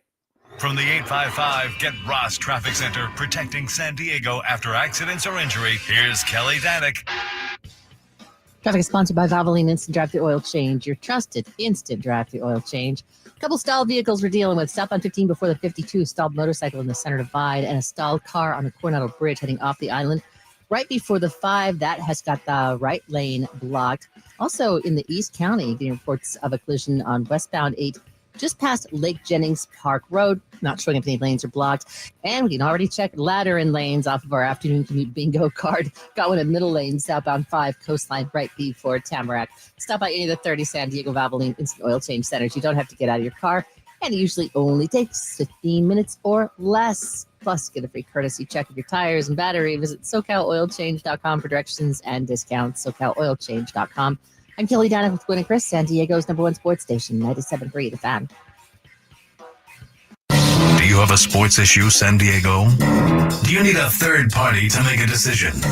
The guys have put on their robes and picked up their gavels. All rise. Here comes the judge. Gwynn and Chris Sports Court starts now on 97.3 The Fan. Next time, Chris, I think you need to pack your wig with you. Oh, it's not the same, huh, without the wig. It would be funny, though, if you went through security and they're like, sir, what is this wig doing in your... are you like a historical actor or something? Yeah, like right. Yeah, I just love to walk around town in my 1770s garb. Yes, absolutely. That's my favorite thing to do. If you love Mediterranean food, try Spiro's for authentic Mediterranean cuisine in Coronado or La Jolla. For dining or takeout options, visit spiroscuisine.com. Now, Chris, have you heard about this whole controversy in Portsmouth, Virginia? Not that I know of. Okay, so a Portsmouth athlete, high school, I believe, is facing assault and battery charges after an incident during a state-level track meet. It's IC Norcom High School. As a senior, Alayla Everett. She's facing charges after the video went viral showing an incident where she hit another runner with a baton during the race. Everett called it an accident. She said she made attempts to apologize on social media, but she was blocked. And now she is trying to get people to pay attention to her side of the story. So here is what she said. I got to get it set up because the video is on here as well. But here is what she said about everything that's happening right now. Everybody has feelings. So you're physically hurt, but you're not thinking of my mental, right? They're going off of one angle. A couple times hitting her, my baton got stuck behind her back like this, and it rolled up her back. I lost my balance, and when I pumped my arms again, she got hit. I know my intentions, and I would never hit somebody on purpose. They're assuming my character, calling me ghetto, racist slurs, death threats, all of this just because of a 9-second video. Everybody acts. All right, so there you go. She obviously is upset. She's claiming that she didn't mean to hit her on purpose. I've seen the video. She's facing charges. So there's two separate parts to this, Chris, that we're going to have to figure out. Okay. Let's figure out the first part. Is she guilty of assault? When I first saw the video, because when you brought up that it was wherever it was in Virginia, I didn't know what you were talking about. Yeah. I have seen the video. When I first saw the video, I was honestly ready to have the bailiff cuff her and take her back and throw away the key. Uh-oh. Because when you see the first video, it honestly looks like she is taking her arm with the baton and swinging it and hitting this other girl in the back of the head twice and knocking her to the ground during a race. That's what it looked like. But a second video was brought to this courtroom's attention. What? And it's from a different angle. And if you look at the second video, what looks like happened is exactly what she says happened. And that is that the other girl bumped in front of her, threw her off balance a little bit. And when she was trying to regain her balance, she threw her right arm forward with the baton and hit the other girl with it. That is a big, huge difference in my mind. So no, she's not guilty of assault based on that second video. Wow, I have looked at, I thought, every single video in existence of this, and I guess I haven't seen this one, but I'm gonna have to withhold my judgment for a second. If you're saying this video exonerates her from assault, then we need to pay attention to this video on exonerating her for assault. Where is the actual? Where is it coming from? Where's the camera coming from, Chris? Well, if you've seen 2 videos, you've seen the 2 that I've seen. Okay, well then I think she's guilty. Okay, you still think the second video shows her as guilty then? She does stumble, but from the front, the video from the front, she looks to have intent raising the baton and coming down on her head in front of her.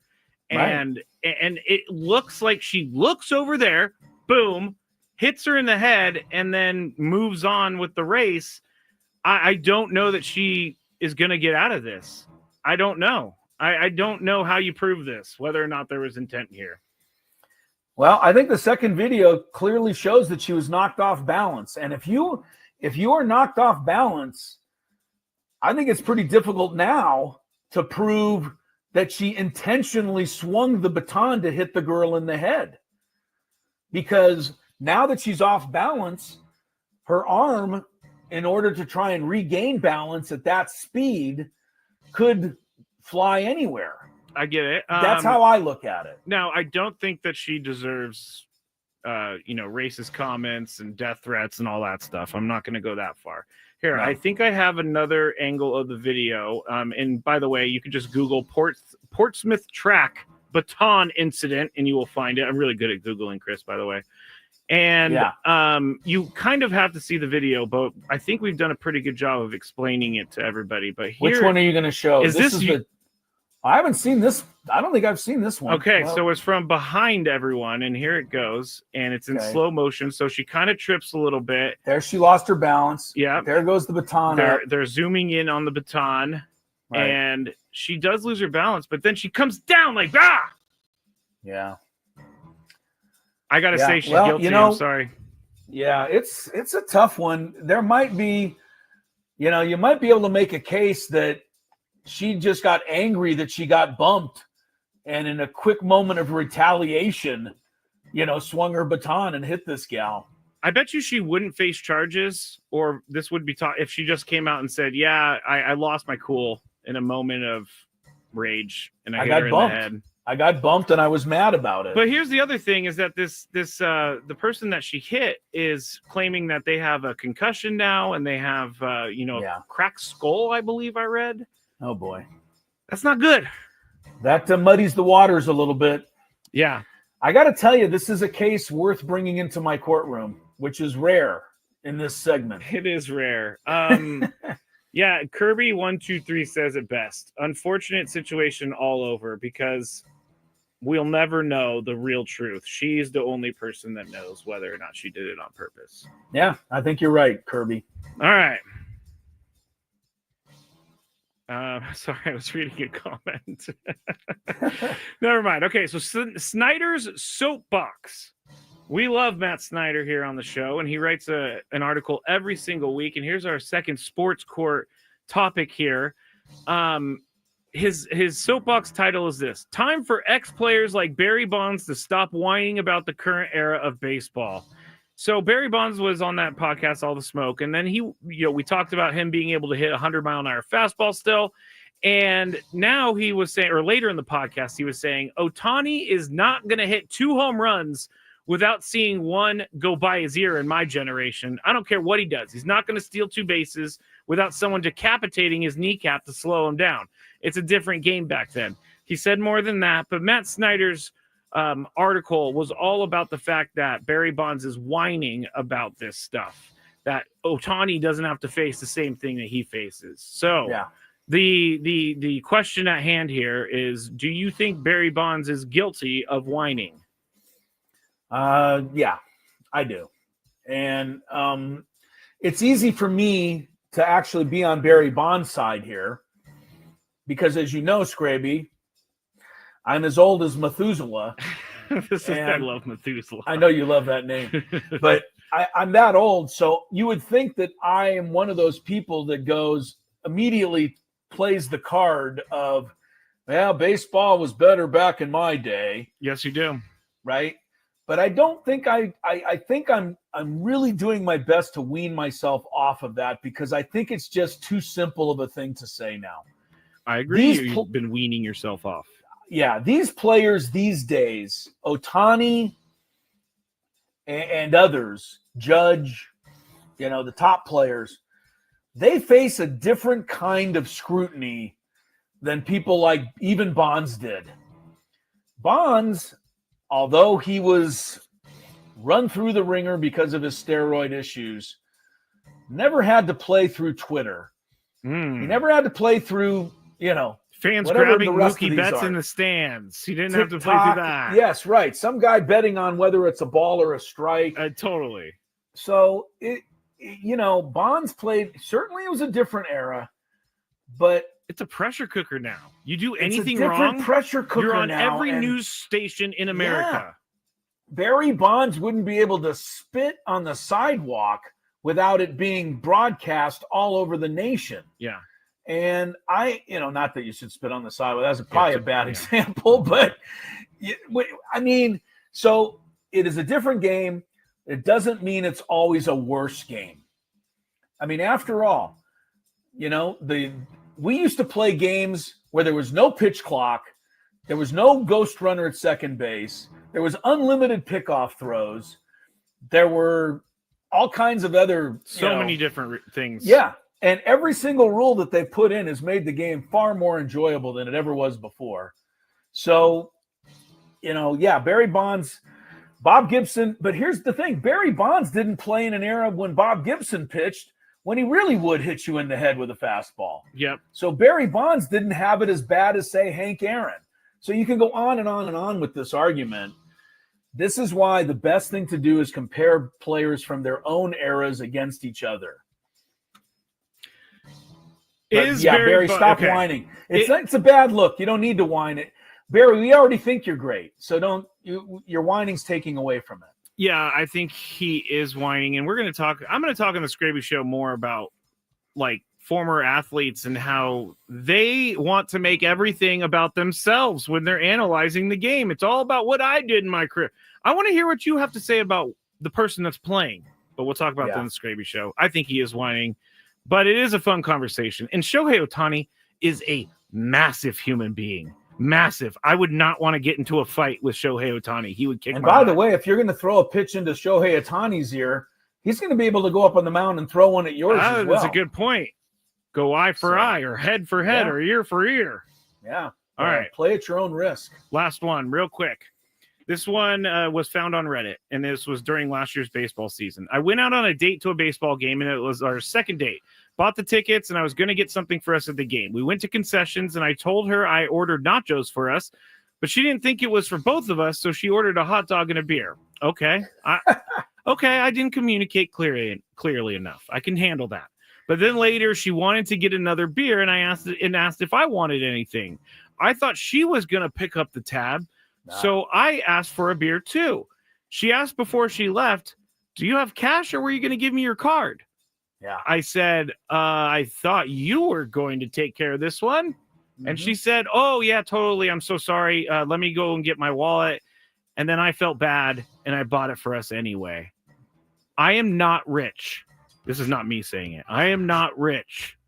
My friends think she duped me. Did I get duped? Yes, you did. She knows what she was doing. Ooh. She knows by saying, oh, yeah, I need to go get my card out of the wallet. She knows what she's doing. Chris? I'm going to duck back into my chambers and use the little boys' room. Why? And I will come out after the break with my decision. Oh, wow. Okay. And Chris versus the fans. 833-288-0973.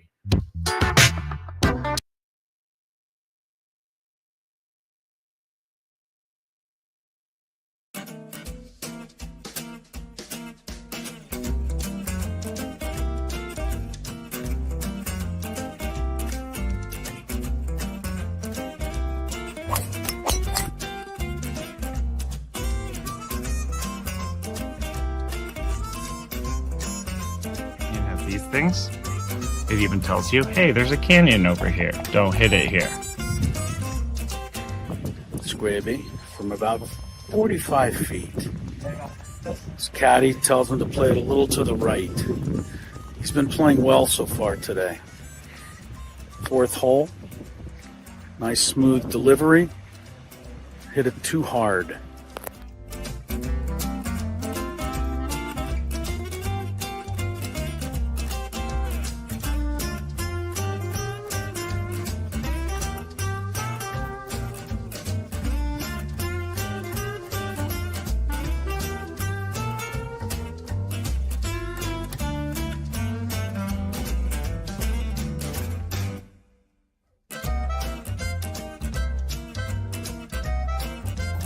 Sasquatch. So Chris says that he can't play golf, but this is the second birdie putt he's made for us. This time it was like 20 feet. Thank you very much, Greg. But once again, you're hitting some very nice shots as well. I'm not usually complimentary to you, but can't help but be complimentary. Your shot making today. With my what? Your shot making. You hit some.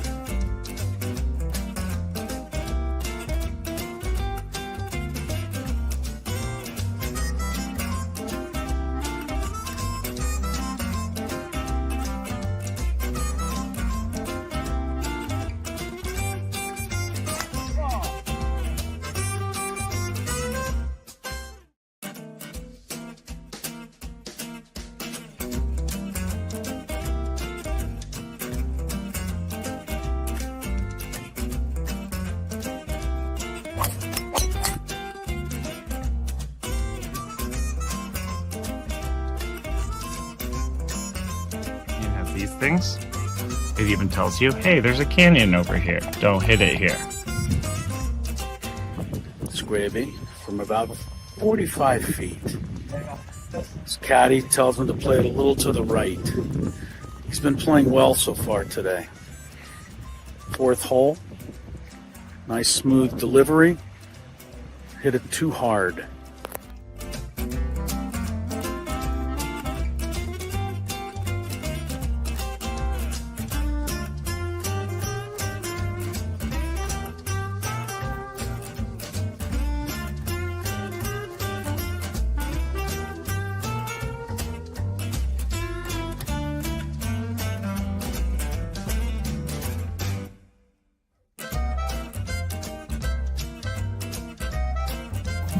Sasquatch. So Chris says that he can't play golf, but this is the second birdie putt he's made for us. This time it was like 20 feet. Thank you very much, Greg. But once again, you're hitting some very nice shots as well. I'm not usually complimentary to you, but can't help but be complimentary. Your shot making today. With my what? Your shot making. You hit some.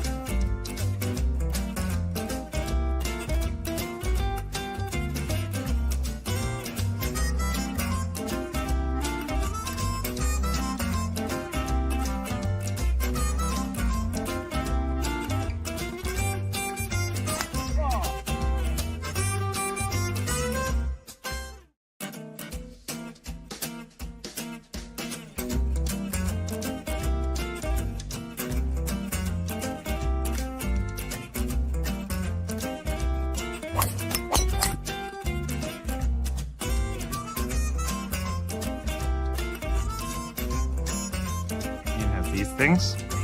It even tells you, hey, there's a canyon over here. Don't hit it here. Skraby from about 45 feet. His caddy tells him to play it a little to the right. He's been playing well so far today. Fourth hole. Nice smooth delivery. Hit it too hard.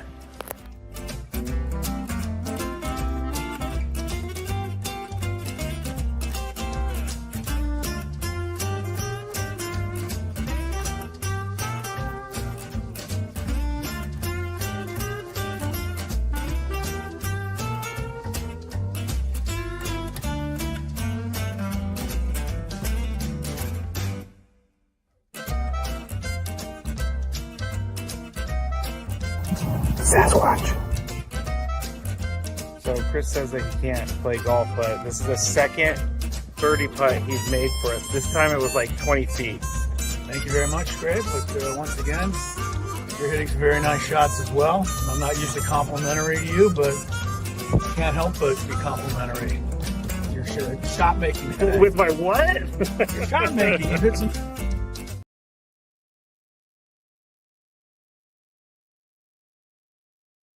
And we welcome you into the 4 o'clock hour. Chris Ella, Tony Gwynn Jr.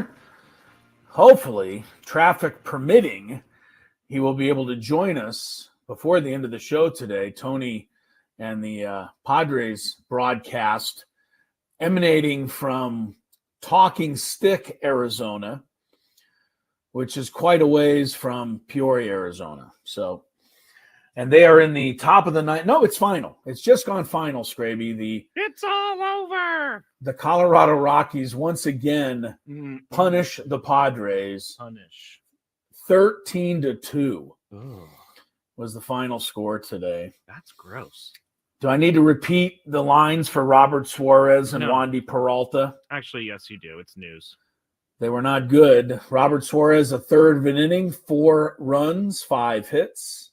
Wandy Peralta, 4 runs, 4 hits, including allowing a home run. So Robert Suarez' spring ERA is now 19.64. I'm just saying, I know it's spring training. It doesn't mean anything. But as I mentioned earlier, Scrabe, it's got to be a little uncomfortable for Mike Schilt on opening day to put a guy in there in the 9th inning with a 19.64 ERA. I'm sorry. If there is one coach or one manager that could have the cojones to do it, it seems like it would be Mike Schilt, just to really prove he's got his guys back. Yeah, we'll see. Anyway, it's not been a good spring at all for Robert I'm just Suarez. I think he's trying new pitches. That's what we'll go with. Yeah, we'll go with that. And he's tinkering, as they tinkering, say. Yes. Yeah, he's tinkering, and the tinkering did not work today. Gavin Sheets did drive in one of the runs today. He did not hit a home run again, but he did drive in a run. Nico Goodrum in the 9th inning drove in the second run for the Padres, but it was a long day indeed for San Diego. All right, we've got Chris versus the fans coming up here. And we had a good game yesterday. I think we played at a little different time yesterday, Scrape. We did, yes. Had some new contestants, and you stumped me with that. Wait, sorry.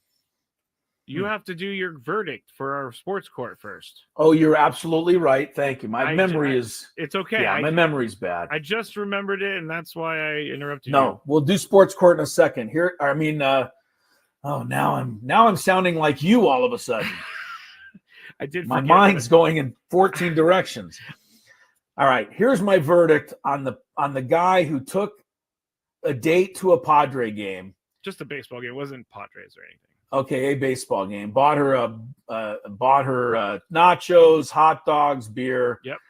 Then she wanted another beer. And then he said he'd get one. And then he thought she was going to pay, and she thought he was going to pay. And so was the man duped. And my ruling here is in favor of the fact that, dude, if you invite somebody to a ball game and you pay for the tickets and you bring them along and you buy the first round of food, you are buying food the rest of the way until she offers to buy some herself. Whoa. And if you get to a second round of food or beers and she does not offer to pay this time, then you need to take that under consideration as far as what kind of gal you've asked out to the game. All right.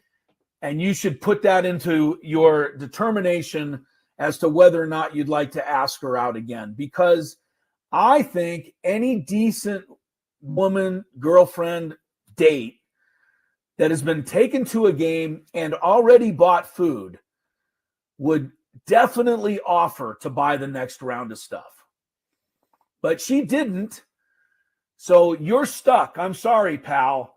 But I'm also, if you're you pay, you shut up, and you don't call her again. That's the answer. I think that ultimately that is the best answer. That is definitely the best answer. But I 100% think she knew what she was doing because this has happened to me before. And yes, I invite you out. I will definitely take on some financial hardship, I guess, because you're going to a baseball game, you're paying lots of money.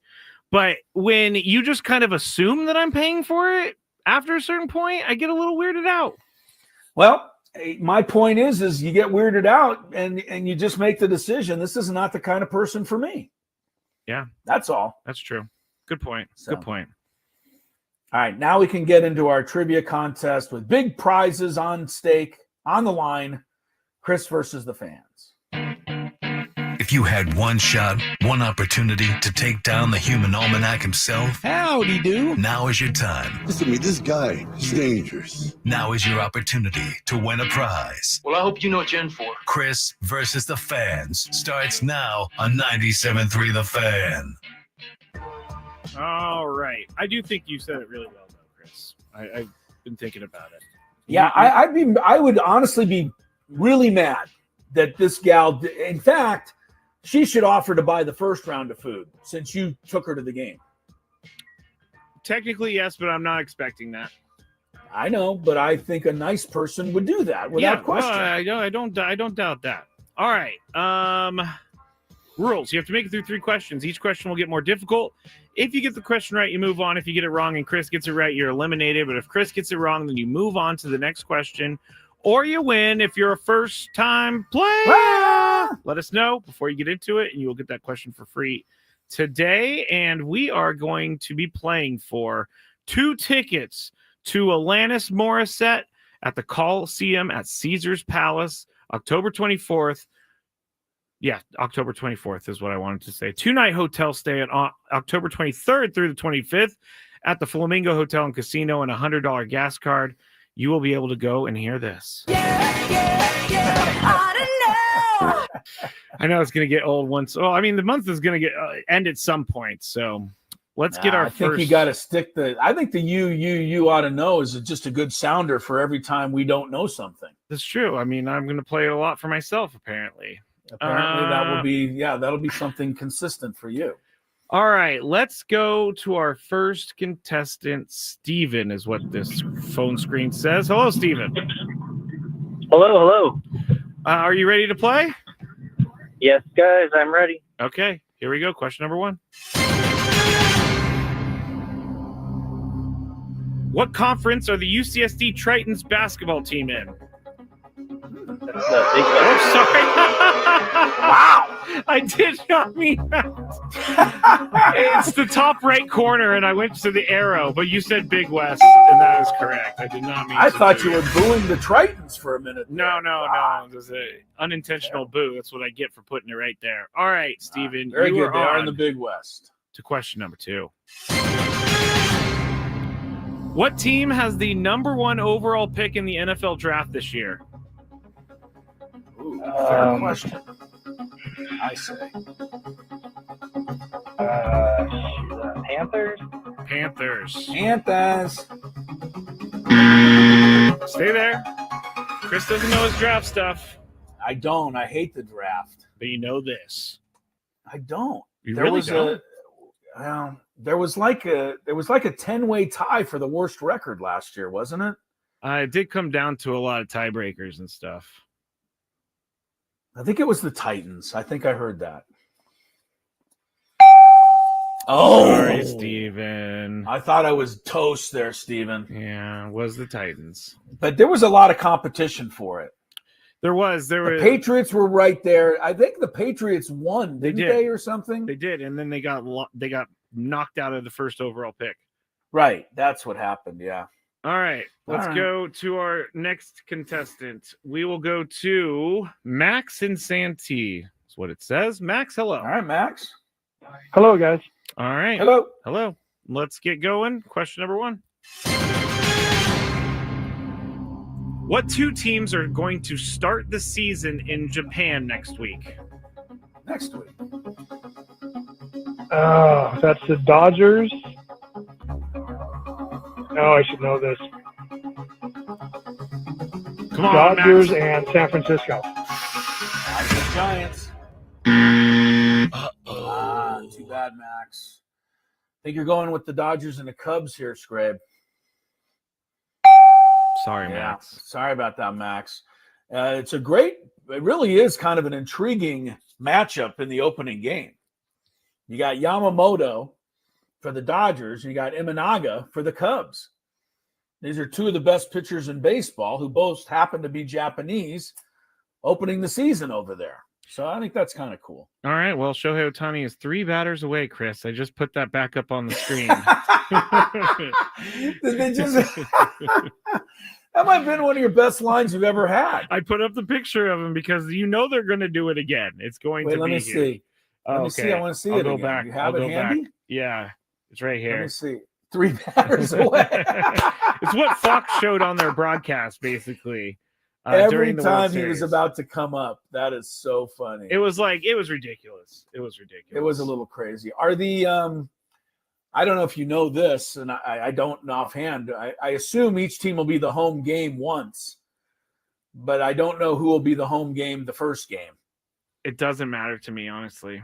No, it doesn't. It matters to me because if the Dodgers are the home team, then Shohei Ohtani is going to be 4 or 5 batters away. Okay, but if the Dodgers are the visiting team, Shohei could be the first batter of the season. Fox has got to know. We're going to celebrate it for years. Shohei Ohtani led off the 2025 season. Oh, all right. Next contestant. I think if he's someone just knock on your hotel room door? Yeah, it's probably the cleaning. This is great. Hello, I'm good today. Thank you. You're on the radio. You want to say something? No, she doesn't want to say anything. Okay. I don't think she understood me, Skraby. I got to be honest with you. Oh my gosh, that was so funny. Yeah, you're on the radio. Do you want to say anything? Trying to clean my room. No, I don't want to say anything. I don't think she understood. All she said was no clean. I go, yes, no clean. All right. So. Let's go to our next contestant. That was hilarious. Kyle in San Diego. Hello, Kyle. Hey, how we doing, guys? Pretty good. Pretty good. Hi, Kyle. Ready to play? I'm ready. All right. What team does Deebo Samuel play for? Washington Redskins. I'll take it. Hey, that's what I like to hear, Kyle. It's fine. Sorry, It's all good. I'm fine. You call them the Redskins, and you got a fan right here. Yeah. I'm okay. Oh, man, you call them that one. You could call them the football team. That's fine too. They're not the football team though. They're the Commanders. Oh. All right, here we go. Question number 2. Kyle, where is the NFL draft being held this year? Oh God, Green Bay. Wow! Oh wow, that was pretty good. Yeah, it is Green Bay. You didn't even think about that one. A bunch of when is it going to be? It's in April, so it could be really cold in Green Bay. I mean, it's not out of the realm of possibility it could snow during the draft. But I think that is a cool. By the way, a programming note: for some ungodly reason, Skraby signed both of us up to host draft coverage. Oh yes, I did. And we're going to have fun with it because we had fun with it last year. All right, Kyle, you are on to question number 3. Current Padre, Jason Hayward, hit a home run in his very first major league at bat. What team was it against?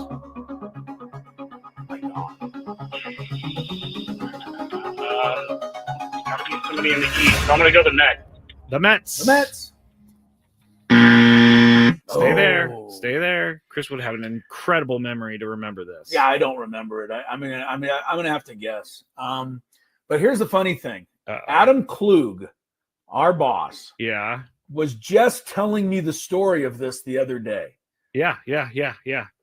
That he somehow had tickets to this game. Yes, this is a good story. And his wife was running late. Yes. And he was trying to hurry her along because he wanted to see Jason Hayward's first ever at bat. Yep. And he missed it. Yep. Because of his wife. Poor guy. Yep. Adam Klug is still I think he still harbors a little grudge against his wife on that one. I mean, how many times is your number one prospect going to get called up and hit a home run in his first major league at bat at home? Come on. Yeah. That's like a story. That's a fairy tale. It's incredible. I don't know. You got to guess an NL East team. That's what makes the most sense. So could be anybody though. I'll say the Phillies. Oh, nice job, Kyle. Stay on the line. All right, Kyle, you're a winner. Good job, buddy. The Cubs. Well, you won't remember, but can you give me a guess on the pitcher? It was opening day, so for the Cubs. What year? Oh, it's 2000 and when was this game? 2010? It was in the dark 2010, ages. yeah. Jason Hayward began his career. 2010? Yeah. Yeah. I haven't thought about this guy in a long time. Give me initials. CZ. Oh, Carlos Zambrano. Yep. Yeah, I haven't thought about that guy in Zambrano. forever. Yeah, the baby bull. Guess what? He went an inning and a third that day and gave up 8 runs. That wasn't a good day for Carlos. Not a good day at all for Carlos. No. He had many days that were better than that. Yeah, that's not a great opening day. Can you imagine Cubs fans like, oh man, this guy inning in a third, 8 earned runs? Well, Cub fans just probably gave up the season on that one game, knowing them. That's what they're used to. Yeah. All right. Good job, Kyle. You win Chris versus the fans today. You had a couple of very quick and snappy answers there, Skrabe. So a solid contestant, and he could be on his way to see your favorite, Alanis Morissette, right here in Las Vegas. Meanwhile, we will send it to traffic in San Diego before the Gwynn and Chris program resumes. From the 855, get Ross Traffic's.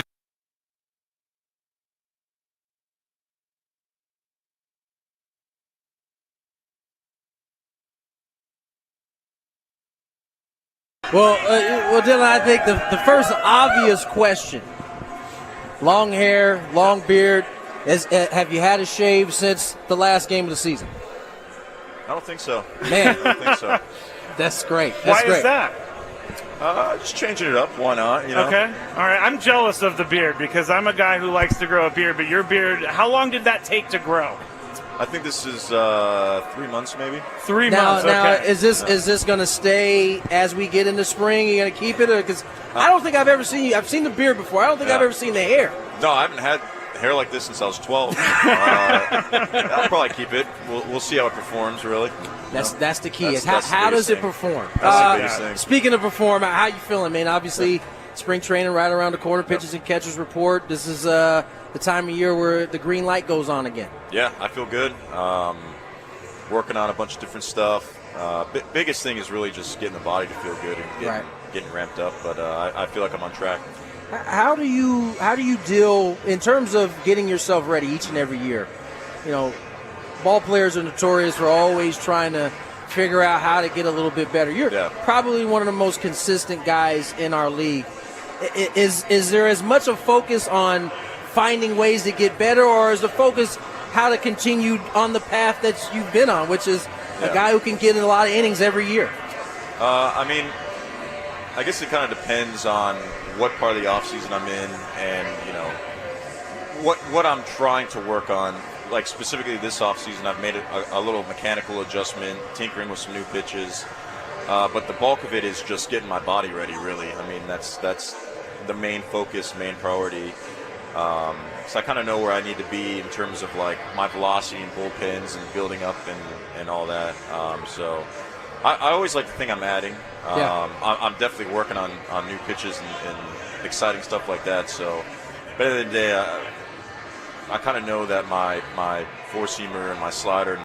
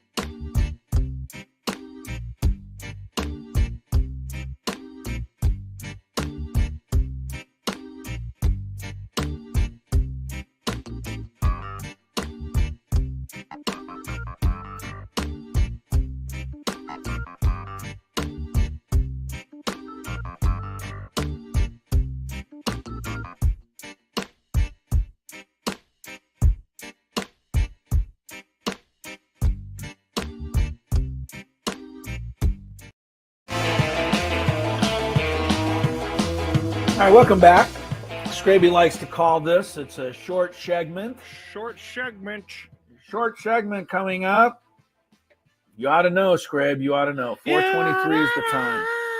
Yeah. Hey, good job by Kyle out there. He wins the entry into the grand prize drawing this week to go see Alanis Morissette and come on to Vegas for a couple of days and get some food, get some money, and have yourself a wonderful time. We'll play Chris vs. the Fans again tomorrow. You know, I haven't shared this with you yet, Skraby. What's that? But when Lori, the lovely one, worked at her last radio station. Your wife? My wife, yes. They were the sponsors of an Alanis Morissette concert at Viejas Arena. Wow. And as such, Lori and I got in on a private concert from Alanis Morissette, which took place just adjacent to Viejas Arena the afternoon of the concert. And there was only like 30 people in the room. All right, that's pretty cool. It was pretty cool. I mean, and she sang and had, she had a couple of her band with her, and she was just right 2 feet away. And wow. So it was pretty exciting. Was she good? Was she good? Really good. Oh, okay. She could sing.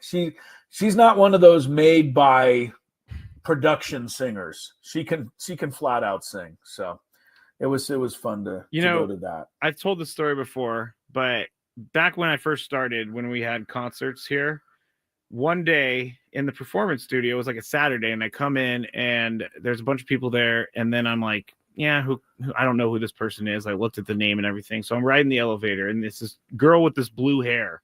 And I'm like, just kind of talking to her, just, hey, what are you doing here? She's like, oh, I performed. And I said, oh, I work for a radio station. And then she walks away, and one of the coworkers comes up to me and said, dude, that's Billie Eilish. And then like a week later, Billie Eilish was so famous, and I couldn't go anywhere without seeing her. But I literally had no idea who she was, and she didn't say anything about it. She just said, I'm performing. Yeah. She didn't say, hey, I'm Billie Eilish. No. You ought to know. No, she didn't say you ought to know. That's not her song, but maybe she should cover it. Yeah, no, Billie Eilish she's pretty big time, Skrabe. Really big time. Yeah. Quick golf note that I wanted to discuss with you, Skraby. Wow. Your guy and my favorite, Brooks Koepka, saw it, saying he wants out of the LIV, but then has followed that up apparently by saying that he's going to honor his contract, which runs through all of next year. I got to tell you, if I was Koepka, I might honor it as well. It's worth $100 million more if he just plays one more year in obscurity. I gotta say, well, I mean, I guess maybe he wants to win more. I don't know. I would say play in obscurity for another year. Yeah, absolutely. I mean, he's still going to be in his prime when he gets done with the LIV Tour, and he's going to have enough money for 10 lifetimes for his entire family. And, I can't say, I hate the LIV Tour. I think it's wrecked golf for the time being. And I really hope that they're able to, come to some side of conclusion where they can just bring everybody back to the sport. But I'm not hopeful for that. For these guys that took the money, it's hard to argue. I mean, it's like arguing with a kid in college taking the LIV money, or not the LIV money, the NIL money. Yeah. Yeah. I mean, you say, hey, why don't you be loyal and stay at the school that recruited you and put you on the map? And the answer to that is because this guy over here is giving me a bag with $2 million in it. I may never see this money again. Yeah. So, Brooks Koepka, all of those guys, it's hard to be totally angry at them. But if they all hadn't have done this, I think they could have crushed the LIV before it ever started. Well, Justin Thomas said this week, because they're playing the players, and so all the media happened. Justin Thomas said he's beyond exhausted, like going over this stuff continuously. Right. He's like, it was supposed to be close. He's like, I don't really even think about it being close anymore because it's not, and we don't know what's going to happen. So, but they're going to ruin golf, and then we'll have to rebuild. Money is just, what do they say? The root of all evil. That is what they say. Yes. Unless you're the person that has all the money. That is true. That is then true. It doesn't seem to be quite as evil, I must say. Because you are evil. You don't recognize yourself as evil. You know, Skraby, you can say what you're saying about people that have a lot of money. Yeah. But wouldn't you just for once want to be the guy that we hate because you have so much money? No. No? No. You would turn down the if somehow you stumbled onto a lottery ticket and you just, oh, well, that's different. Now you were living the high life and you had, butlers and 4 cars. That wouldn't happen. But yeah, lottery tickets. And I hated you because you were so rich. Wouldn't you mind? Would that really bother you? Yeah, it would bother me. I don't want people to hate me because I won the lottery. Yeah. Well, I would hate you. So. Well, then I hope I win the lottery. You're the only person that I would be happy to have hate me. Be like, does Chris hate me today? Yes. Yes, he does. Yes. Yeah, that's right. But I will say the same thing to what I say to everybody else out there who's now, because I'm getting up there old enough to where some of the people I know are starting to retire. And I look at them and I'm like, what are you doing? How? Like retiring? Even if you have enough money to retire, what do you do? What do you do? Yeah. Yeah, I don't know what you do. That's what I ask these guys. And they're like, I don't know, you find something. But every time they say that, and then we play golf, when we're done playing, they're like, oh, I got to go. Now what do I do? I'm like, exactly.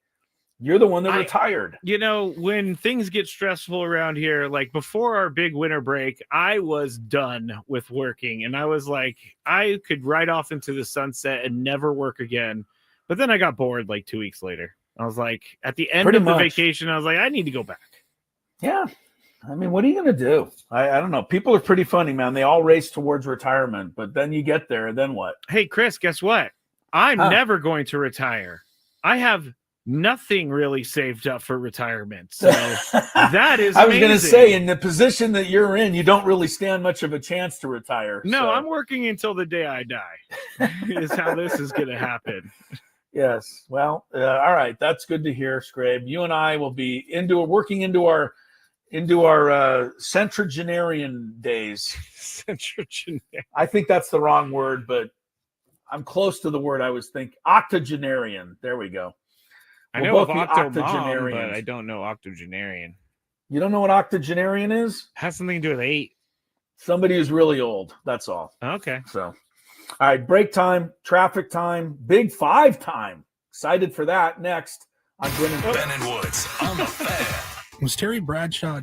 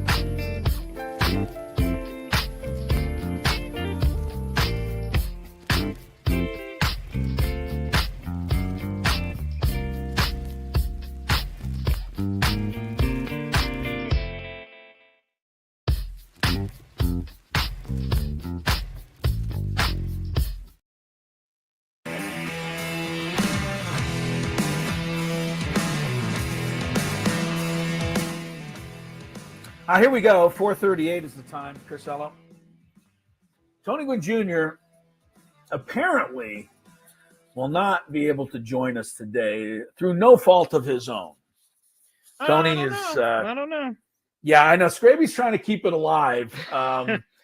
Tony is driving from Talking Stick to Peoria, which is Talking Stick is where he and Jesse called the Padre game today. A loss to the Rockies, by the way.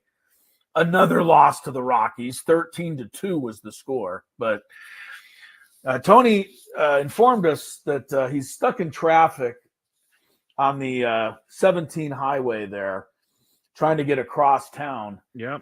And he said that, he probably won't be able to make it for another hour, hour and a half. Yep. And Skraby and I both texted him back and said, hey, no problem, don't worry about it. We have a contingency plan. We figured this was going to happen. Yeah, right. It's okay. We understand. There's nothing you can do about the traffic. And then Tony sends us a picture of the traffic. He does this to me all the time. Right, as if he's trying to confirm to us that he really is stuck in traffic. Which I kind of appreciate. We already believe him. Which I kind of appreciate. Yeah, because you never believe anybody. Yeah. But I've been in that traffic, and I know that it's impossible in Phoenix. So anyway, Skraby writes him back, and if you look at the picture out Tony's window, it is wall-to-wall cars. And Skraby writes him back and goes, I don't know. It looks like you could do a little weaving in and out there. I said, chop, chop. Chop, chop. Hurry up. Get back here.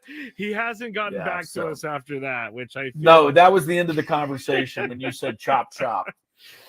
To be a fly on our group text wall, it's very strange. Yeah, I know. That's the kind of craziness that happens behind the scenes. 4:40 is the time. It is about time for a Big Five today. We'll recap all the Padres stuff for you at the top of the hour and all of the other sports news. But before that, Skraby entertains us. From the 855 Get Ross Traffic Center, protecting San Diego after accidents or injury, here's Kelly Danick. Traffic is sponsored by Crystal Geyser Alpine Springs. Speaking of water, looks like the rain is going to hold off until late this evening, guys, but be warned, tomorrow's commute is going to be tough, especially in the morning, possibly tomorrow afternoon as well. So if you have the opportunity to work from home, I want to arrange to do so. It's going to be bad. Right now, just a couple things. Actually, one thing, westbound 78 past Sycamore. There is a collision in the clearing stage in the center divide. What makes Crystal Geyser Alpine Spring Water different? They always bottle their Alpine Spring Water less than 1.5 miles from the spring source. And all their bottles are made with 50% recycled plastic from their own recycling plants. Crystal Geyser, bottled at the spring source. I'm Kelly Danick with Gwynn and Chris, San Diego's #1 sports station, 97.3 The Fan. It's that time of the show when we check on the latest in sports. Only the most important topics and questions are brought to light. Stop what you're doing and listen. These news stories will astound and amaze you. The one, the only. Oh my God, who the hell cares? The Big Five starts now on 97.3 The Fan. All right. Keep in mind, we are going to be announcing the biggest fan name in about 45 minutes from right now, around 5:30 to 5:35. Also, next Friday from 6 a.m. to 7 p.m., we, the station, Ben and Woods, Braden Soprenik, Chris, myself, are going to be broadcasting from Dave & Buster's in Mission Valley from 6 a.m. to 7 p.m. for the one of the first days of the NCAA tourney. So keep that in mind, and if you could join us, that would be great. Even the Skraby show is going to be done from Dave & Buster's that night, so I'm very excited about that. All right, let's get into the Big Five. Number 5. And MLB.com's first power hitter rankings came out today, and I fully expected to see Shohei Ohtani at the top of the list. However, Aaron Judge was ranked as the best hitter in baseball. No Padres made the top 10. I didn't expect it. Wait a minute, is this best hitter or best power hitter? First, their first hitter power rankings. Oh, hitter power rank. Okay, well, I thought you said power hitter rankings. Maybe I did. Like as if Aaron Judge is the best power hitter. No, maybe I did, but I didn't. It was just okay. Power rankings of hitters, and he was number 1. Got Shohei it. Okay. was number 2. So these are the best hitters in baseball. Is Aaron Judge the best hitter in baseball? I don't think so. Who is? I would honestly take a look at Bobby Witt Jr. right now. And it's funny, not funny, but Bobby Witt Jr. got hurt today in spring training. What happened? Got hit on hit on the forearm with a pitch from Andres Munoz. Oh, so gosh, that's he's the going to last be guy you want to be hit reevaluated. by. Yeah, probably not the guy. I think Yordan Alvarez is a great hitter. I think Jose Ramirez is a great hitter. I think because I'm looking at their list right now, I think Mookie Betts. I mean, to me, you've got to have – I mean, Judge had a pretty good average last year, but he's still a strikeout king. I like guys that hit, 35 home runs and drive in 120 runs and don't strike out every other time. Honestly, I hate to admit it, but the guy that fits my criterion as a great hitter is Juan Soto. Yeah, he doesn't strike out a lot. No, he either walks or he hits one off the fence. I don't know what's, and he has power. I mean, Soto might just be the best. But I wouldn't go with Judge, I don't think. Who would you go with? I did this whole thing on Aaron Judge last week. Aaron Judge has hit over 300 in 2 of the last 3 years. He's had 3 straight seasons with over 1,000 OPS. He's hit 62, 37, and 58 home runs. He's had 131 RBIs, 75 RBIs, and 144 RBIs. The strikeout is just part of the game, Chris. I'm going to say that when you can have power and you're hitting for average, you're pretty good. Pretty good. I don't know. He's dangerous. I don't know what Shohei Ohtani's funny you mentioned strikeout rate is, but Ohtani's right there. I mean, you could almost – they're not thinking of this, but I still like to watch Luis Arise hit, to be honest with you. Yeah, they're not thinking I know about he this at doesn't all. I know he never compares to Aaron Judge, but it sure is fun to watch him get 3 hits every game. Yeah, yeah. There's something to be said for that as well. I'm with you on that one. All right. Number 4. Vladimir Guerrero Jr. turned down $500 million from the Toronto Blue Jays, according to the Athletics' Ken Rosenthal. Guerrero rejected an extension offer in excess of $500 million, but with enough deferred money to lower the present-day value between $400 million and $450 million. Now, Vlad Jr. said he was okay with accepting deferrals, but only if the contract value was still $500 million or more. He said he's willing to work with them on salary, but he wants the number of years Juan Soto got or close to it, so the range of 12 to 15 years. I'm up first. Would you give Vlad Jr. what he wants if you are the Blue Jays? No, I do not. I do not. I think Vlad Jr. is a very good player, but signing someone to 15 seasons is something that I'm not willing to do as a GM. I just don't think you're going to be worth it. About halfway through that contract, Vlad Jr. has struggled in the past. He hit 264 in 2023. I know I'm bringing up the averages, but he hasn't been the most consistent great hitter. 2021, 48 home runs, OPS over 1.000. I can't do it. I can't give him the years. Chris? I would certainly love to give it to him. I think he's one of the best, sluggers in the game. But I don't think if you're Toronto, you can do it. I think you're ruining everything if you're Toronto. You're locking because yourself 15 in years, for a you're going to be long committed to this guy. And I don't think you can afford to be committed to him for 15 years. Toronto is a big city. I get that. Toronto is not New York. Toronto is not bringing in the same revenue as the Yankees and the Red Sox, who are in their own division, by the way. Yeah. I think this would be a suicide type move for the Toronto organization.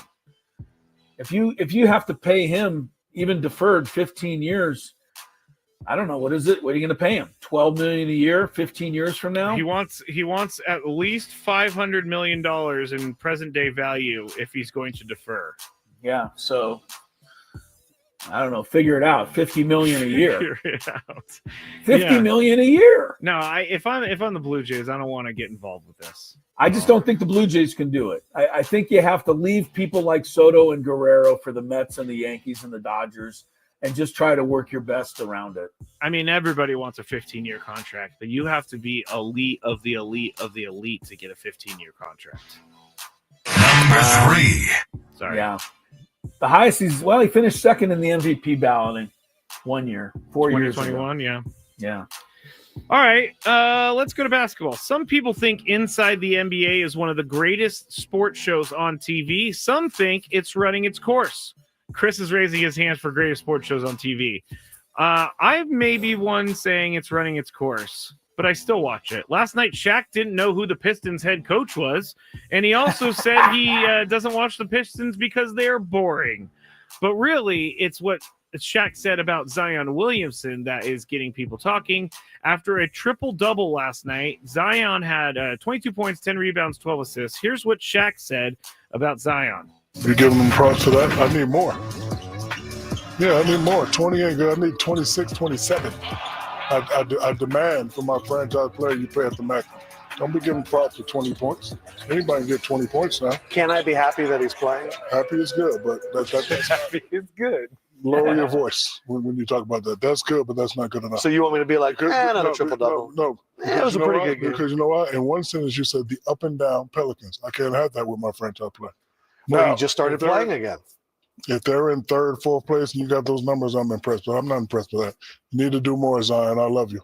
He is. All right, so that's what he said. And they weren't necessarily the craziest words, but he did, kind of make it about him saying,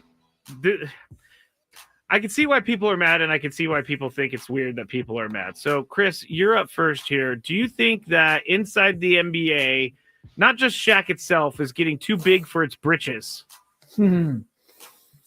I don't. I haven't thought of that.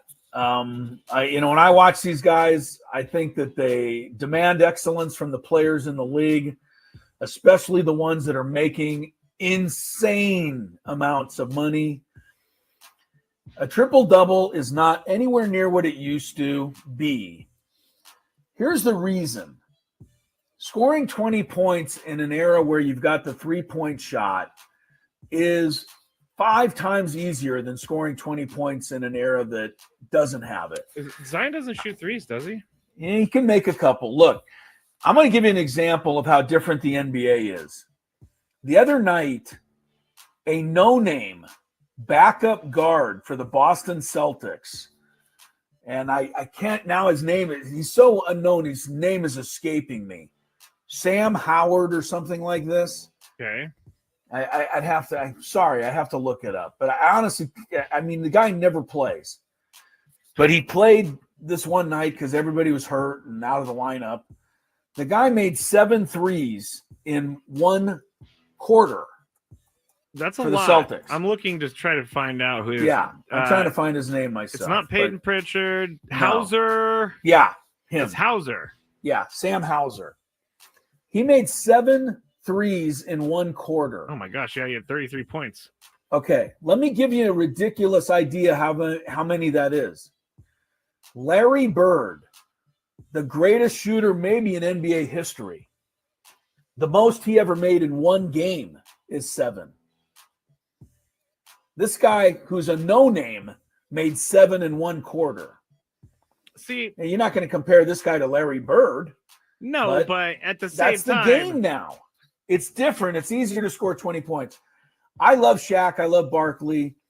I think that they're hilarious, and I think they're honest. And I think they spend a little bit too much time comparing today's game to their day. Thank you.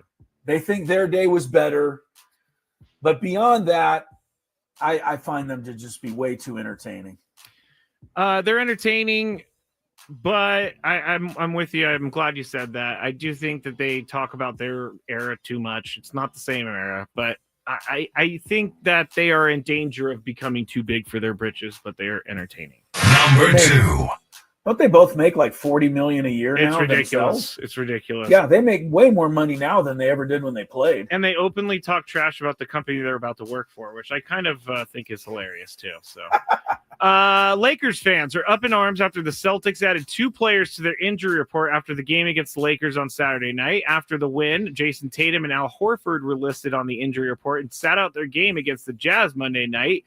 Lakers fans. That's why Sam Hauser got all those points. Lakers fans took to social media to point out how the Celtics seem to sit their guys after playing the Lakers. One fan even said the league needs to investigate this problem. I'm up first. Do Lakers fans need to chill? Well, yes, the answer is yes. Tony Gwynn Jr. is a Lakers fan, and he's the only real diehard Lakers fan that I know, and they are nuts. They think that their team is the best team. It's never going to be a bad team. I'm not saying that Tony necessarily thinks that, but the Lakers fans need to chill a little bit. You got Luka. Just calm down, everybody. It'll be fine. Chris? Where's your wild, loud, annoying crying sounder? Oh, I have that right here.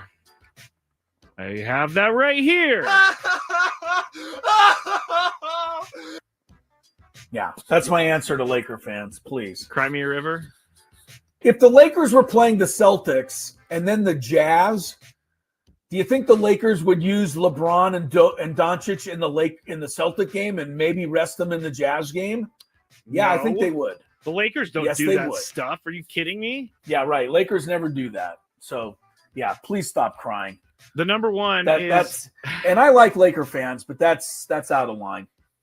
We could carry over the number one, but we also have a new article, kind of talking about John Seidler. He talked to Kevin Acee, so we finally got some words from John Seidler that we can discuss.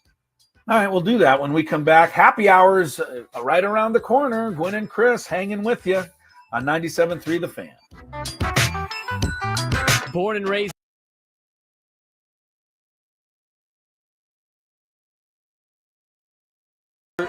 Joseph Musgrove in the building.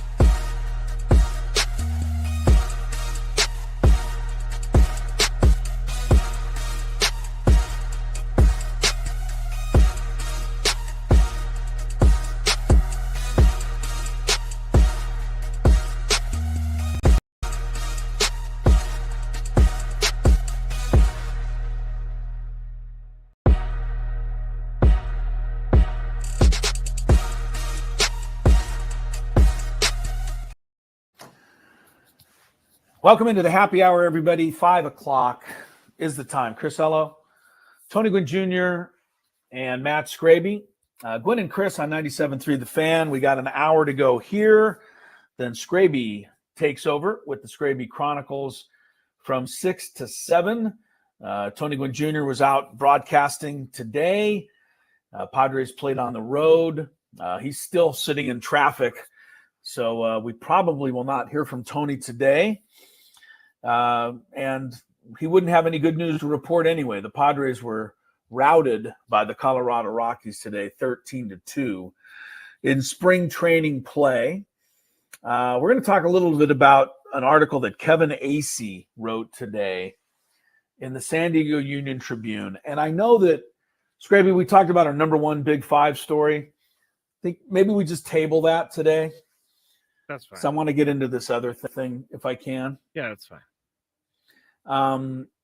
Kevin Acee wrote an article in the San Diego Union Tribune, and it has to do, it's kind of a little bio about John Seidler, who is the new point man, chairman for Padre baseball. So I'm going to get into that in a second, but I'm not ready to because the San Diego Union Tribune has me thinking about our old friend and colleague in the San Diego media, Bryce Miller. And people know that he's been on this show, I would say at least over a dozen times, Skraby. Even more. Yeah, maybe more.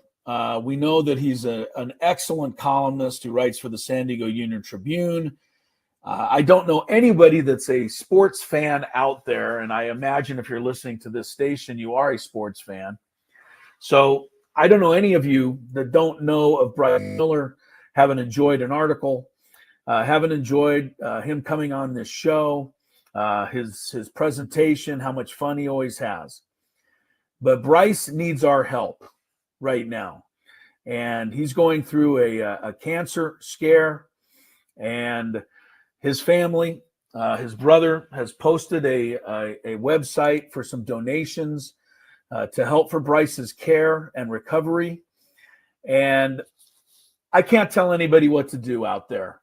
Everybody has to do what they feel they have to do.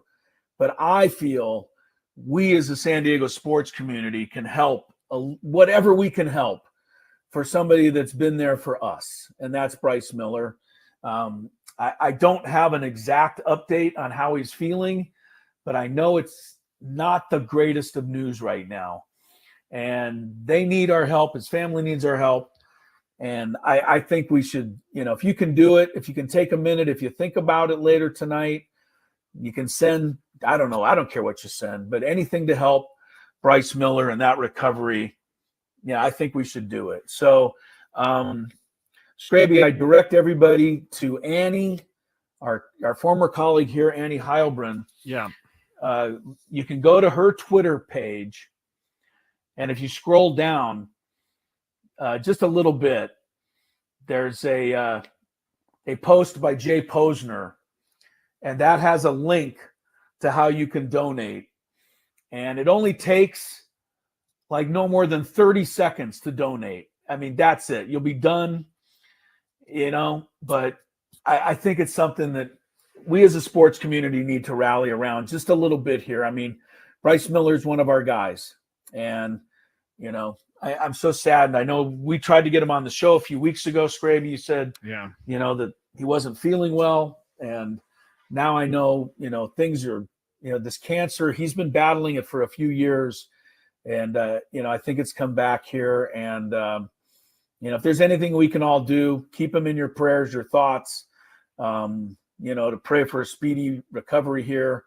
And, if you can help out, you can do that. Yes, absolutely. That's not the happiest way to start the happy hour, but no, but it's important. It's something I had to absolutely talk about today, Skraby. This Bryce Miller has been a great friend ever since he's come to San Diego. And our guy Jax posted in the chat 40,000 already raised for I'm going to go click on this because I want to see how much. That's true. Yes, wow. I believe it's around 40. Yeah. So people have already come to his aid, but they need more. 41,000 right now. Dang, that's crazy. Yeah. So if you can go to this, I mean, put $100 down, $50. Maybe you're a student somewhere. Put $10 down, whatever, and so hopefully we can help Bryce recover. Yeah, he deserves that. Absolutely. Okay, now I'm a little emotional, Skrabe, I must say. Well, before we get to the less important topics of the day, which is Kevin Acey's article on John Seidler.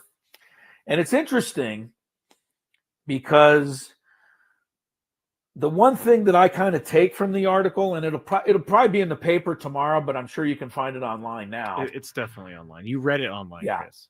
I'm reading it online, yeah.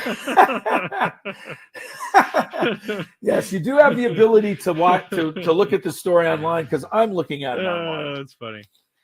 Yeah. The thing that kind of comes to my mind here is that John Seidler admits, and he's not under nobody's putting any extra pressure on, or he's not under any criticism, but he admits that being the chairman of the Padres is never something that he really aspired to be. Yeah.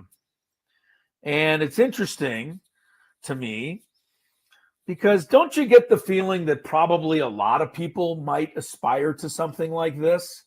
Yeah, yeah. And if so, you kind of start wondering maybe what their motives are and what they're thinking, and they want to put this spin on it and that spin on it. I kind of am happy to hear that this is not something he aspired to.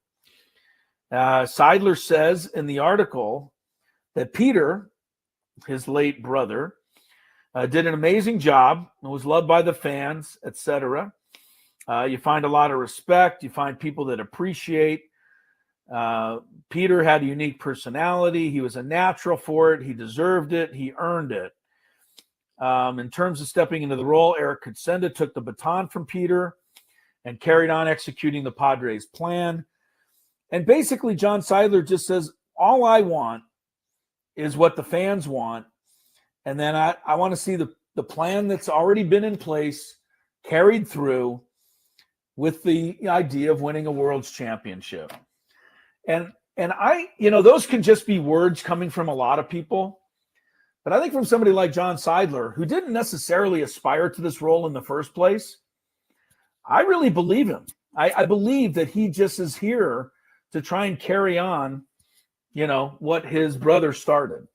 So I think this is good news for the Padre fans, is what I'm saying. Yeah, I read this whole thing. It has some good information there. I definitely agree with you on that if it's not something he's aspiring, it's not something that he's like gunning for. So to me, it makes me feel better as well. I can't really explain it right now for some reason, but it makes me feel better that this is not something he's been after for years and years and years. But he said what you want, Chris, which is the first priority. It's the product on the field. Our goal is to field playoff caliber, World Series championship caliber teams each and every year. Second goal that they have, the experience in the stadium. And third is the community.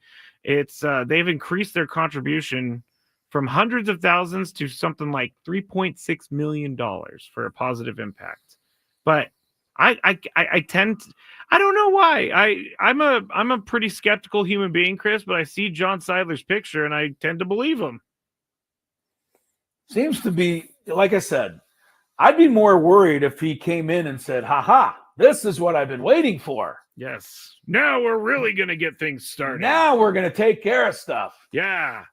Those kind of salesman type people. Yeah. Never really seem to pay off. You notice that? I do notice that.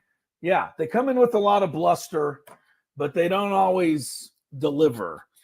I think a guy that sits there and says, hey, this is not something I aspired to, but it's an honor I take with great, seriousness. And I just want to carry on what we've already been doing. I think those guys are more likely to be telling the truth.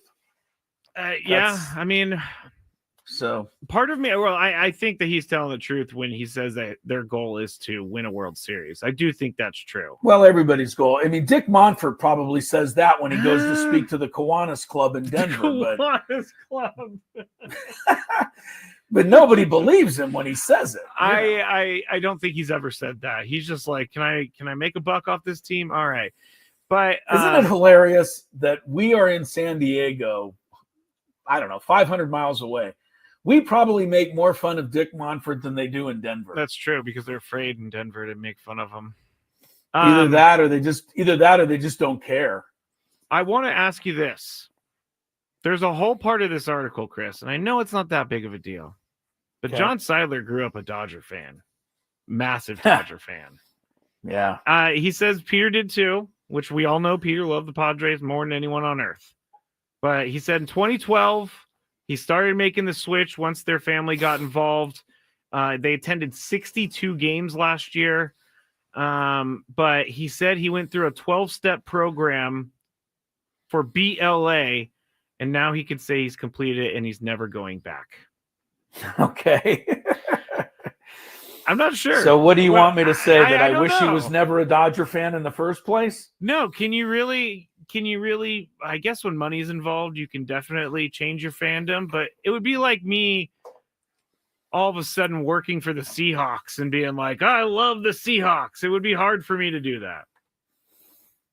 I think it would be, but I think you'd be able to do it, especially if you're the owner. Yeah. I mean, if you work in the novelty store, you know, and you're going, come on, get your Seahawk gear here, pennants, beat 49er t-shirts. You could probably do that and still like the 49ers. All right. But if you own the team, pretty sure you're going to be rooting against them. Yeah, I don't think that he's going to like throw games for the Dodgers or anything like that. It's just it's a big part of the article. Well, it is. And look, it all stems from the fact that their grandfather, Walter O'Malley, was the guy that moved the Brooklyn Dodgers to Los Angeles. Yeah.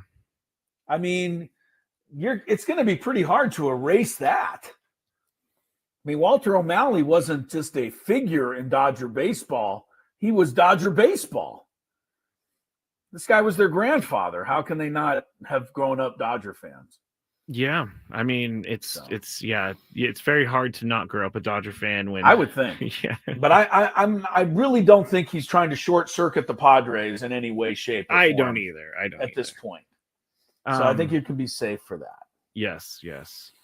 But, you know, I understand. You're a worrier. I don't worry about him. Like I said, I don't worry about him sabotaging the team. I don't think the Dodgers thing is really a big deal. I think it's actually kind of crazy they put so much effort into the whole Dodgers thing in the article. I think it's a refreshing thing that when John Seidler arrived in camp this week in Peoria, according to the story, he carried his ID badge around with him. He's my type of guy. I saw that There you too. go, I'm right? glad because only respectful people who are of that ilk bring their ID badge. Yeah, he knew not everybody knew who he was, so he wasn't going to go up to some guard somewhere and go, excuse me, I'm John Seidler. I am the chairman of the board. Yeah, like he brought his own ID. That is awesome. I do love that. Tell me that doesn't make him sound like a real person. No, that scores points for sure, with me at least, because, you know, Bruce Bochy couldn't get through security. How's John Seidler getting through security? Bruce Bochy could not get through security the year before he won his 4th World Series. Yes, and I had to, like, basically talk the security guard down. He would not let him step one foot. No, he was not letting him in. But that was also and because... the classic Boch was not willing to say, you know, I'm Bruce Bochy. He didn't say that. Like, yeah. I used to manage the Padres. I kind of am part of this whole baseball thing here. Yeah. He said nothing. It was definitely a lot. Bochy is the man. All right. Take a break. 5:15, check of traffic. And then some more revelry on Gwynn and Chris. Okay. Yeah. It's coming up. From the 855, get Ross traffic. Ecom, Bakadaku on the same team, Robin, Morg on the same team. Ecom and Morg are fighting on the left side. And now Morg is down to 1 stock, Ecom down to 1 stock. Bakadaku has 3 stocks. O'Farrell needs to win this one to stay alive.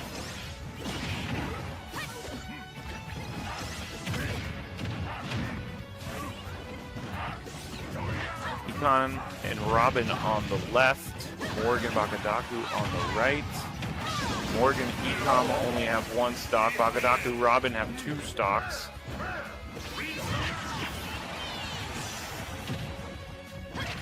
Now Robin, the only one with 2 stocks. Everybody else with 1. Kearney took the first game. And now it's 2-on-1. Actually, Morg is back, so now it's back to full strength on each side. Everybody has 1 stock at this point. Robin looks to be out. Ecom and Bakadaku against Morg.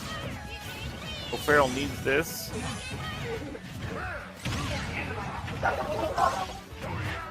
Morg hanging on. Bakadaku, Ecom both with 1 life. Morg. And there you go. O'Farrell ties it up. Now we go into the 3rd and final game. 3, 2, 1, go! It's this.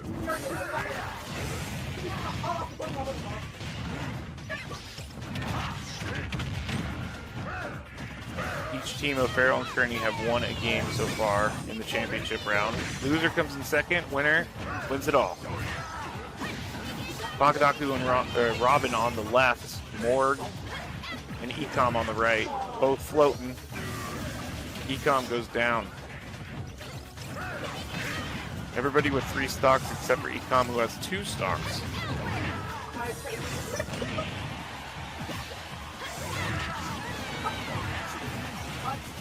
Now Robin down to 2 stocks. Ecom and Bakadaku trying to get back on the stage. Bakadaku does. Ecom does. Again, this is the 3rd game of the championship round. Morg has 3 stocks. Everybody else has 2. Stephanie says, let's go. Robin and Bakadaku are battling on the left. Everybody with 2 stocks now.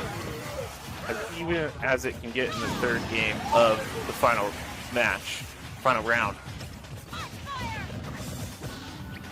Now Ecom down to 1 stock. Everybody else has 2. Robin and Ecom on the left, Bakadaku and Morg on the right, but now Ecom and Bakadaku trying to team up. Robin now with 1 stock, Ecom 1 stock. Everybody else with 2. Bakadaku and Morg 2. Ecom no stocks. But we'll be back. Bakadaku and Ecom down to their last stock. Morg and Robin have control right now. Ecom and Bakadaku O'Farrell. Morgan Robin from Kearney.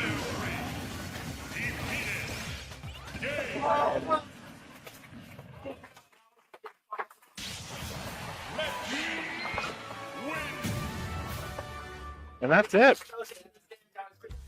Kearney High School takes it in 3 games.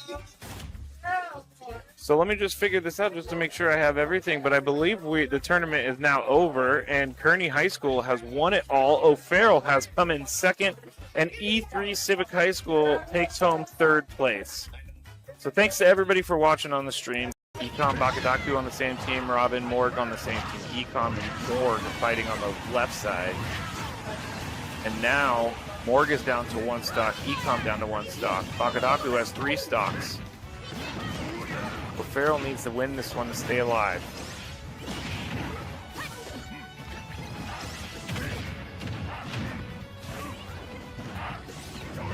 Econ and Robin on the left. Morgan Bakadaku on the right. Morgan, Ecom only have 1 stock. Bakadaku, Robin have 2 stocks.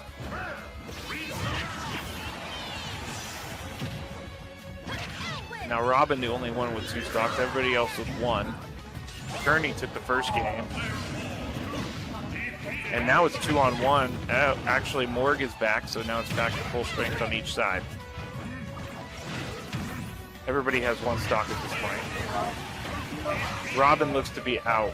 Ecom and Bakadaku against Morg. O'Farrell needs this.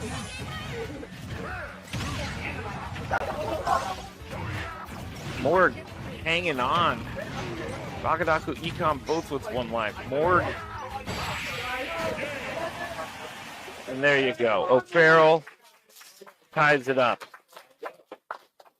Now we go into the 3rd and final game. 3, 2, 1, go! It's this.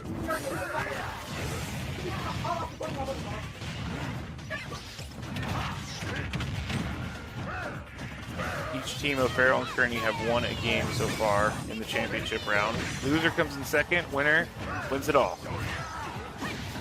Bakadaku and Robin on the left. Morg and Ecom on the right. Both floating. Ecom goes down. Everybody with 3 stocks except for Ecom, who has 2 stocks.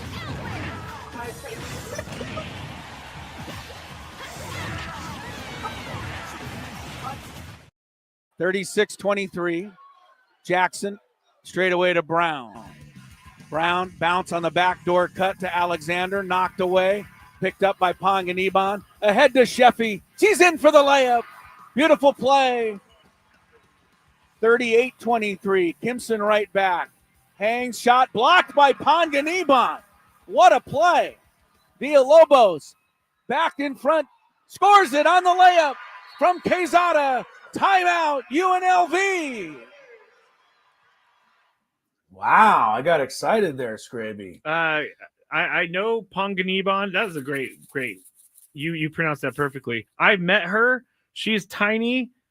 How did she block a shot? I don't know. And she blocked it on the best player in the league, practically. That's crazy. crazy. A great play.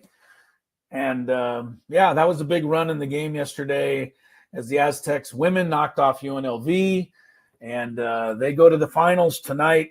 We did have our a chat with Stacie Terry-Hutson a little earlier. We'll give you a chance to hear that in the 5:30 segment today. And if you want to watch the game tonight, the championship from Vegas, it'll be on the CBS Sports Network beginning at 7:30.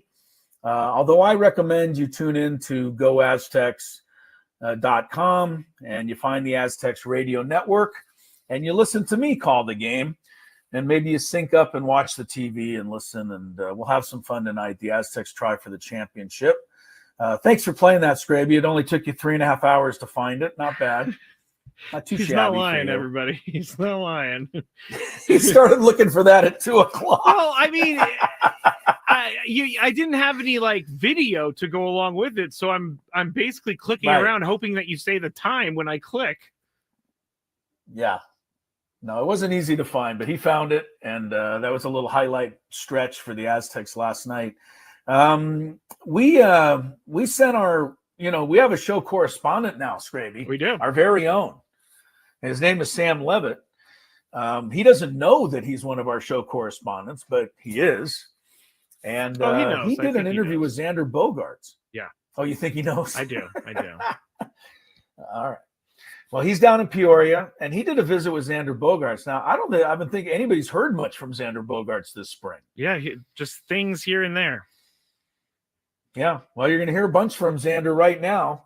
A little 5-minute visit with Xander Bogaerts from Sam Levitt from Peoria. Sam Levitt here of the Padres Radio Network and 97.3 The Fan, and right now I'm joined by Padres shortstop Xander Bogaerts here in Peoria as we inch our way towards opening day, final couple of weeks of spring training. And Xander, thinking about it, every spring training for you with the Padres has been a little bit different. 2023, your first one. Last year, you come here, you're moving to second base, obviously a different kind of spring. What has this spring been like in particular, knowing you're playing shortstop and really the schedule has been pretty normal as well? Yeah, I think for the most part, like physically, I mean, I feel good. don't have any of those issues I had when I did that switch over to second. I just think my body kind of took a little longer to get adjusted to that. Maybe me never playing that position, I had no idea of it being something like that, or probably had to go through something like that. But yeah, just feeling pretty normal for the most part. My legs, my hips, and stuff like that feels pretty normal. I mean, maybe it's just my body just used to that. I know early in spring training you talked a little bit about how the offseason was different for you from a training perspective. Yeah. Can you get into some of the details of what you did differently from a physical perspective? Ran until I couldn't run no more, you know? No, yeah, but just as I said, just kind of going back at short, you know, knowing that I am getting older and I'm aware of that, you know, and just trying to do everything possible to, I mean, I still feel young, you know, but if you could feel even younger, you know, keep those legs fresh and just feel faster, quicker. I mean, definitely think a lot of those workouts that we did at home helped a lot, feeling much lighter, feeling quicker. So, as I said, knowing that going back at short, that's a very demanding position. Second base, it's a lot different, you know, but I still feel like it's a little less stress on your body. But for the most part, it's been smooth so far. What's it been like to show up here this year? Obviously, there are a number of faces that contributed to a 93-win team last year that aren't here, whether it be Profar, Solano, or Peralta. Higgy. But you walk inside that clubhouse, Xander, and something that stood out to me immediately, there are a lot of faces that are. I mean, the core of this team is the same. You know, a group that played so well last year, seemed so tight-knit last year. What stands out to you about what you have in that clubhouse right now? And I mean, we brought in another set of group of veteran guys. You know, for the most part, our team is the same, but we definitely did lose some key guys on our team. Scott also, I know we got him at the deadline, but he was huge for us. Hey man, that's the game. You know, I've been around so long that you can't have them all. You know, it's very tough to run back the same team. Guys had really good seasons. Other teams value them differently, so they're not here no more. But that just opens up the door for other guys, younger guys, veteran guys that, you know, want to extend their careers, younger guys that want to have something to prove. Merrill obviously having a great year last year. I mean, that was very special. Also, it's kind of a new addition. You know, I mean, he was a rookie last year, but he had an awesome year for us last year. But yeah, as a lot of guys can see, like the younger guys, like, I mean, Jackson did it. We have a lot of guys that probably similar age or a little younger. I mean, if he can do it, you know, that gives them a little push that, you know, it's possible. It was a wonderful regular season. Obviously, it didn't end the way you guys envisioned. I've talked to you a lot in the past about winning a couple of World Series, what you can impart on younger players on this team, really in the clubhouse as a whole, from your history of success in the playoffs. What do you hope this group learned from the way it ended last year? You know, yeah, but last year was one that, you know, you might have felt like you let it slip away, or felt like you probably had the best team but didn't win it all, you know. And as I say, it's very tough for you to run back the same team. And 2013 we won. We were a veteran group. I was one of the younger guys. We won, then we tried to run it back. I think we actually brought back kind of much the same team in 14. I think we ended up last place, you know. So don't take everything for granted, you know. Don't ever didn't mean that you were there last year that you're going to be there automatic this year. Every year is different. Just continue working hard and being as a group. You know, whenever we go through adversity, know who we are, fall back on what we're known for, our identity. Just like here, you know, 2022, we made it.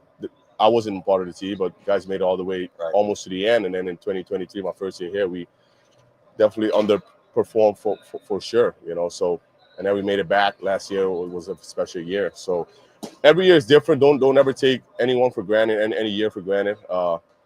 This is a hard game, you know, and all the other teams in the big leagues are definitely adding to their roster. They saw what we did last year also. So makes you also have a little target on your back, you know, to be honest with you. A lot of teams, whenever they show up at Petco, like they want to go after the boys. You know, they know we're pretty good, and hey, it comes with it. You know, when you're good, that's who they want to go after. You know, so be aware of that and understand that that's going to happen. You know, we're up for the challenge. We're definitely excited for this new year, and as I said, last year was very special.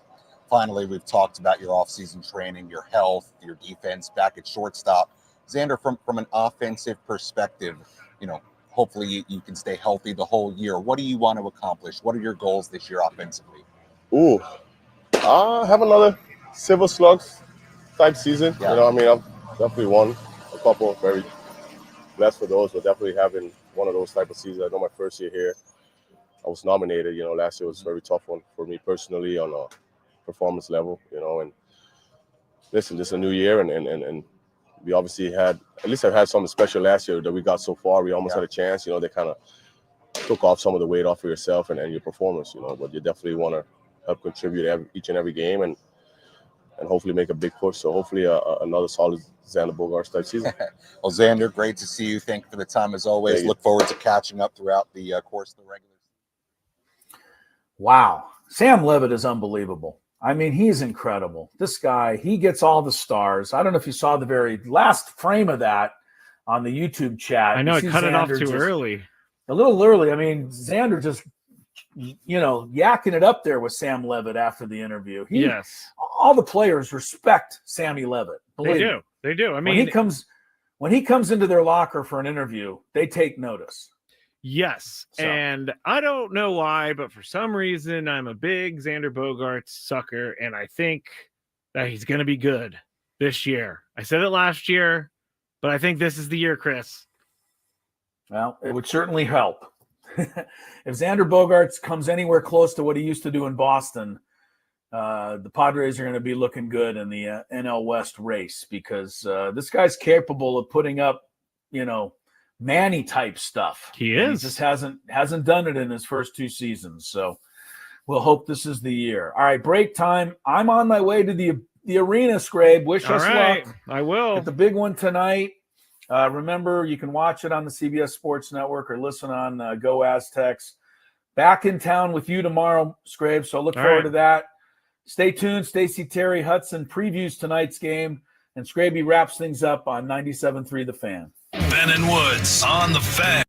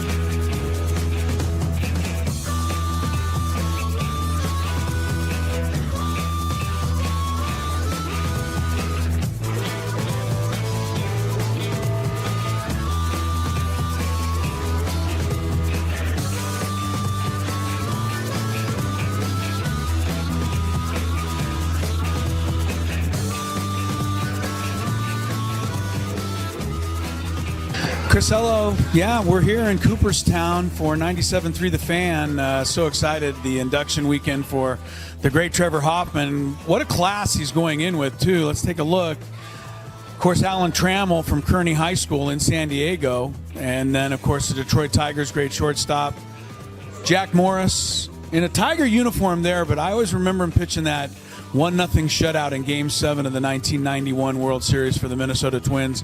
Maybe the greatest postseason pitching performance of all time. Chipper Jones, Padre fans remember him. Every fan of a National League team remembers him because he would come in and do damage to that team. Only the second #1 overall pick in the Major League Draft, Chipper Jones, to be inducted into the Hall of Fame. The other is Ken Griffey Jr. Vladimir Guerrero, never met a pitch he couldn't swing at, and powerhouse hitter for the Expos, and then, of course, the Angels at the end of his career. Jim Thome, over 600 home runs, mostly with the Cleveland Indians. And then, the guy down here on the end who used to get all these guys out all the time, Trevor Hoffman, the greatest Padre reliever of them all.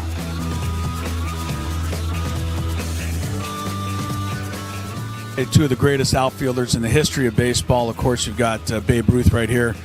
Ted Williams right over there. I was wondering who the third outfielder would be. And then, of course, it hit me. Tony would be upset if I didn't say that the third outfielder, who will someday probably be displayed right here between these two guys, is obviously Mike Trout.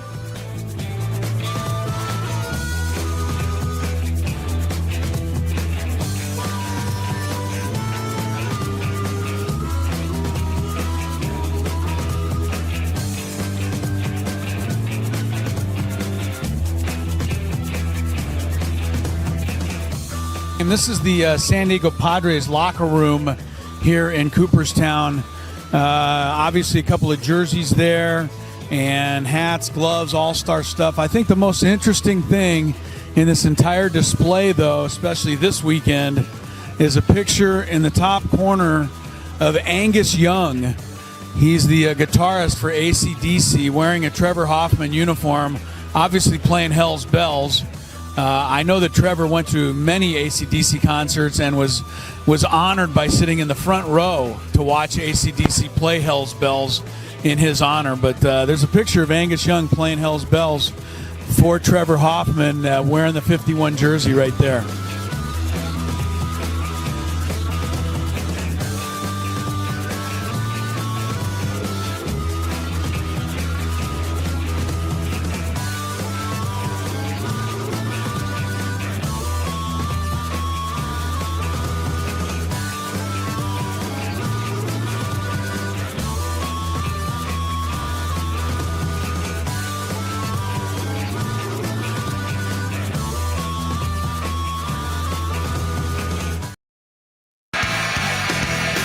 I know you're all waiting for this out there. I can already see it on the chat. Asking for the biggest fan name. Did he say the biggest fan name yet? This is actually kind of fun holding on to this biggest fan name. But I'll stop being annoying. Congratulations to today's biggest fan, James Morris of San Diego. James Morris of San Diego. Give us a call back within the next 10 minutes at 833-288-0973, and you'll qualify for our grand prize, 20 tickets for you and your friends for a night in our Odyssey suite at a Padres game later this season. Remember to register your name at 973thefansd.com/biggest fan. James Morris of San Diego, your time starts now. We're going to hear from Coach Stacie Terry-Hutson in just a couple minutes. She was on the show earlier today. Chris has left the show so that he can go and call the game tonight between the Aztecs and the Wyoming Cowgirls. And I'm not joking. That's what they call them, the Cowgirls. And Wyoming's actually been pretty good in the last couple years, and they beat San Diego State twice this year. But San Diego State wasn't supposed to beat UNLV. They were a powerhouse, and San Diego State got past them. But Stacie Terry-Hutson came on the show earlier and talked a little bit about her team. This is the second straight year they've been to the finals. It's kind of gone under the radar a little bit. Their third straight year with 20 or more wins for the Aztecs women's program. And that is something to celebrate. It's not easy. It's not easy at all to win 20-plus games 3 straight seasons. And as Chris said earlier, she's been head coach for the last 12 seasons, and it's been a growth of the program, but at certain times they could have gone in a different direction. And JD Wicker loves what he has with the head coach Stacie Terry-Hutson, and he stuck with her, and that is a good thing because now they're reaping the benefits of that. 3 straight 20-plus win seasons, 2 straight Mountain West Conference finals, all of that. It's good stuff. Skraby show is coming up after this, but I have an announcement that I have finally gotten the date for the first Skrabinator game of 2025. And I'm not going to give away the date yet. We have to wait a little bit, but it's in the early part of the season. And I heard from so many people that they wanted a 6:40 p.m. start because teachers, people who are at work, before it was the kind of like middle of the day thing. But I secured the Odyssey Suite for a 6:40 p.m. start. So stay tuned on how to enter all of that because it's coming up. But it's happening. It's happening, people. We're doing Skrabinator game 3 now. Game 3. I think there may be food. Don't quote me on that because that's not done. But I'm going to continue and try to make Skrabinator games bigger and better. Okay. Traffic first, and then you'll hear from Aztecs women's head coach Stacie Terry-Hutson. From the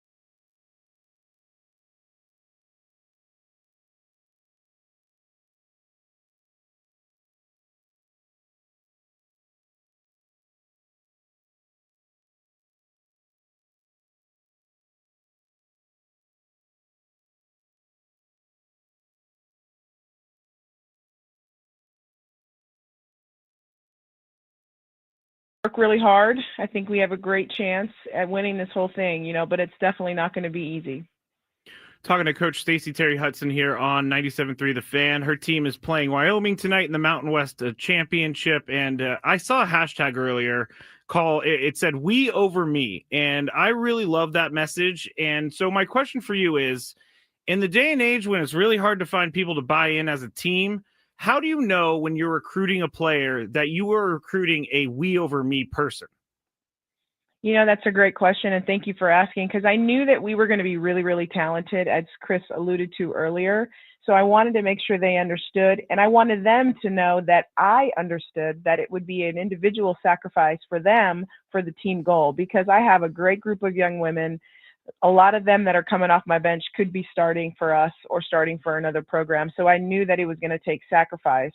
And I just got a group that understood and bought into that, and understood that it was less about the individual goals and accolades and more about the team. And we just that's been our mantra, the "we over me." And, sometimes we say, sometimes you, sometimes me. It's always about us. And that's really just rang true this year, because we've been so consistent with production, not only with our starters, but also with the young ladies coming off our bench. So I think that's kind of been our superpower, being able to keep people coming at you offensively. And defensively, we've just made such a big jump this year. And I think that's really been the difference maker.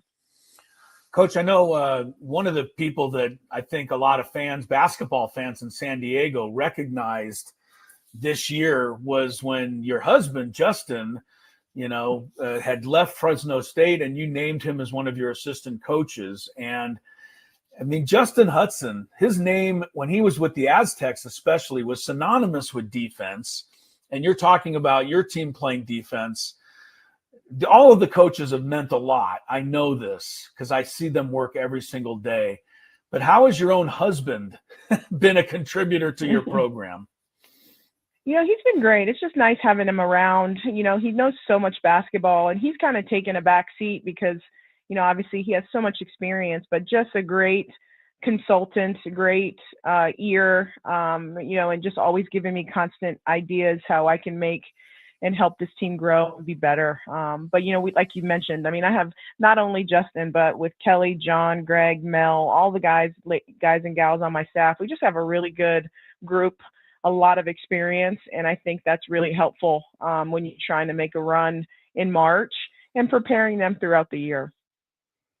Last one for me, Coach. You have led this team to 3 straight 20-plus win seasons, and I saw that earlier, and it floored me. Chris has been working with you for the last 4 or 5 years, and so I've kind of seen the evolution of the team. But what do you credit most for these 3 straight 20-plus win seasons?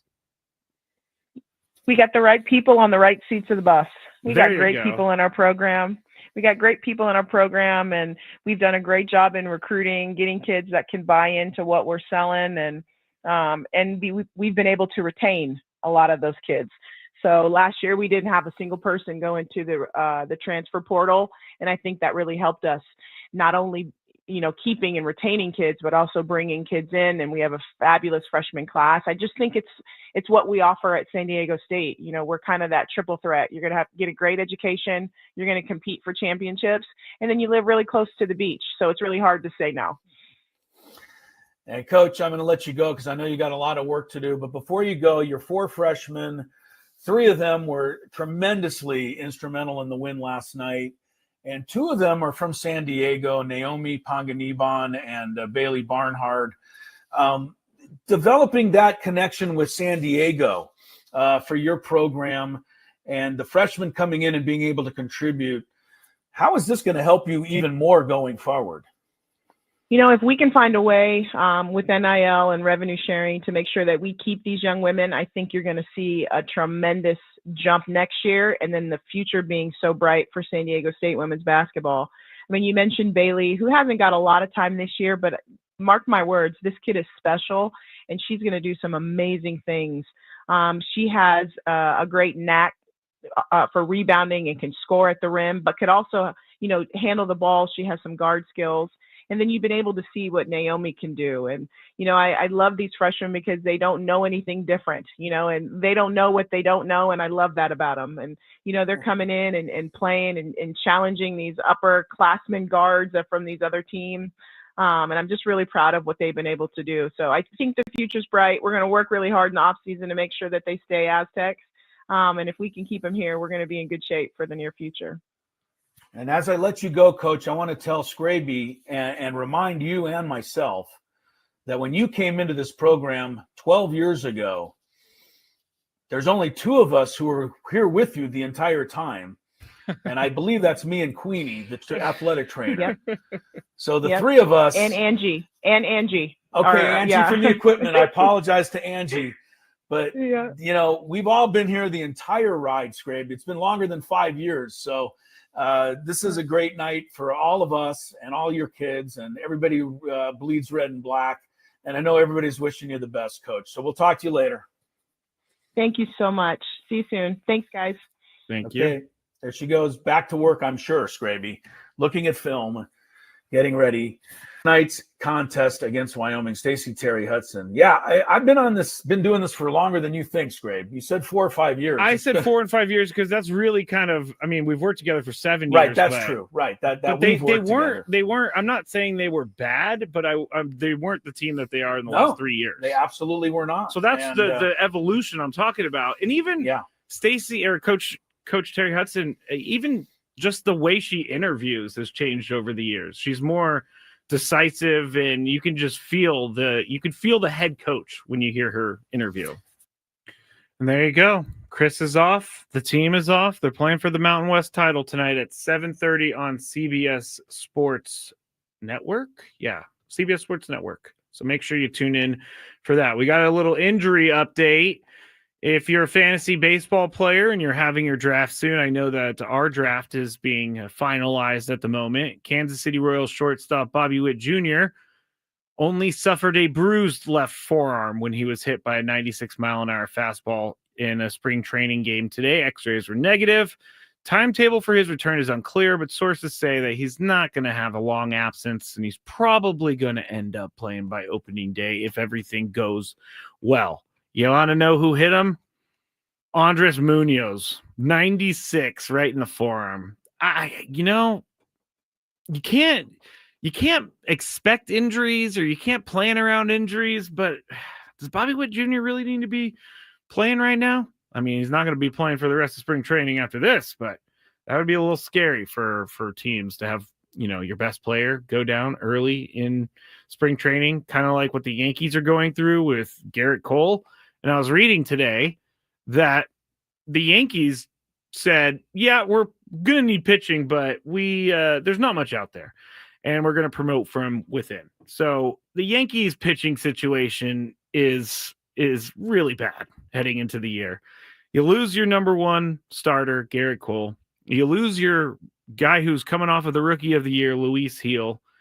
And now, you picked up Max Fried. That's good. But at the time, you thought you were going to have that in addition to Garrett Cole. But it's I can't say I feel bad for the Yankees.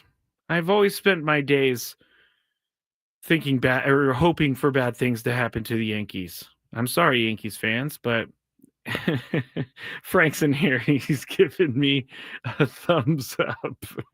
That was funny, Frank. We're going to talk about on the Skraby Show. We have a lot to talk about, and I think I'm going to go a little bit more into the Kevin Acee article about John Seidler, and we'll talk about some other fun stuff as well because, talking about spring training baseball all day, every day is fun, but the stories that I want to bring to you at the end of a 5-hour shift are my favorite stories in the entire world. And Frank's just going to have to sit there and listen to every single one of them, which is part of my fun too, because then I kind of get to torture Frank as well. So we're going to be back here in just a little bit. We're going to do a shift change. Frank's giving me the look like, what are you talking about? I don't know, Frank. I have no idea what I'm talking about. But we're going to do the shift change, and we're going to get the Skraby Show. And then after the Skraby Show, from 7 to 9 p.m., it's the final Inside San Diego Baseball from Peoria with Sam Levitt. Last one is tonight. So make sure you all tune in. But I'll be back with you in about 5 minutes or so with the Skraby Show on 97.3 The Fan.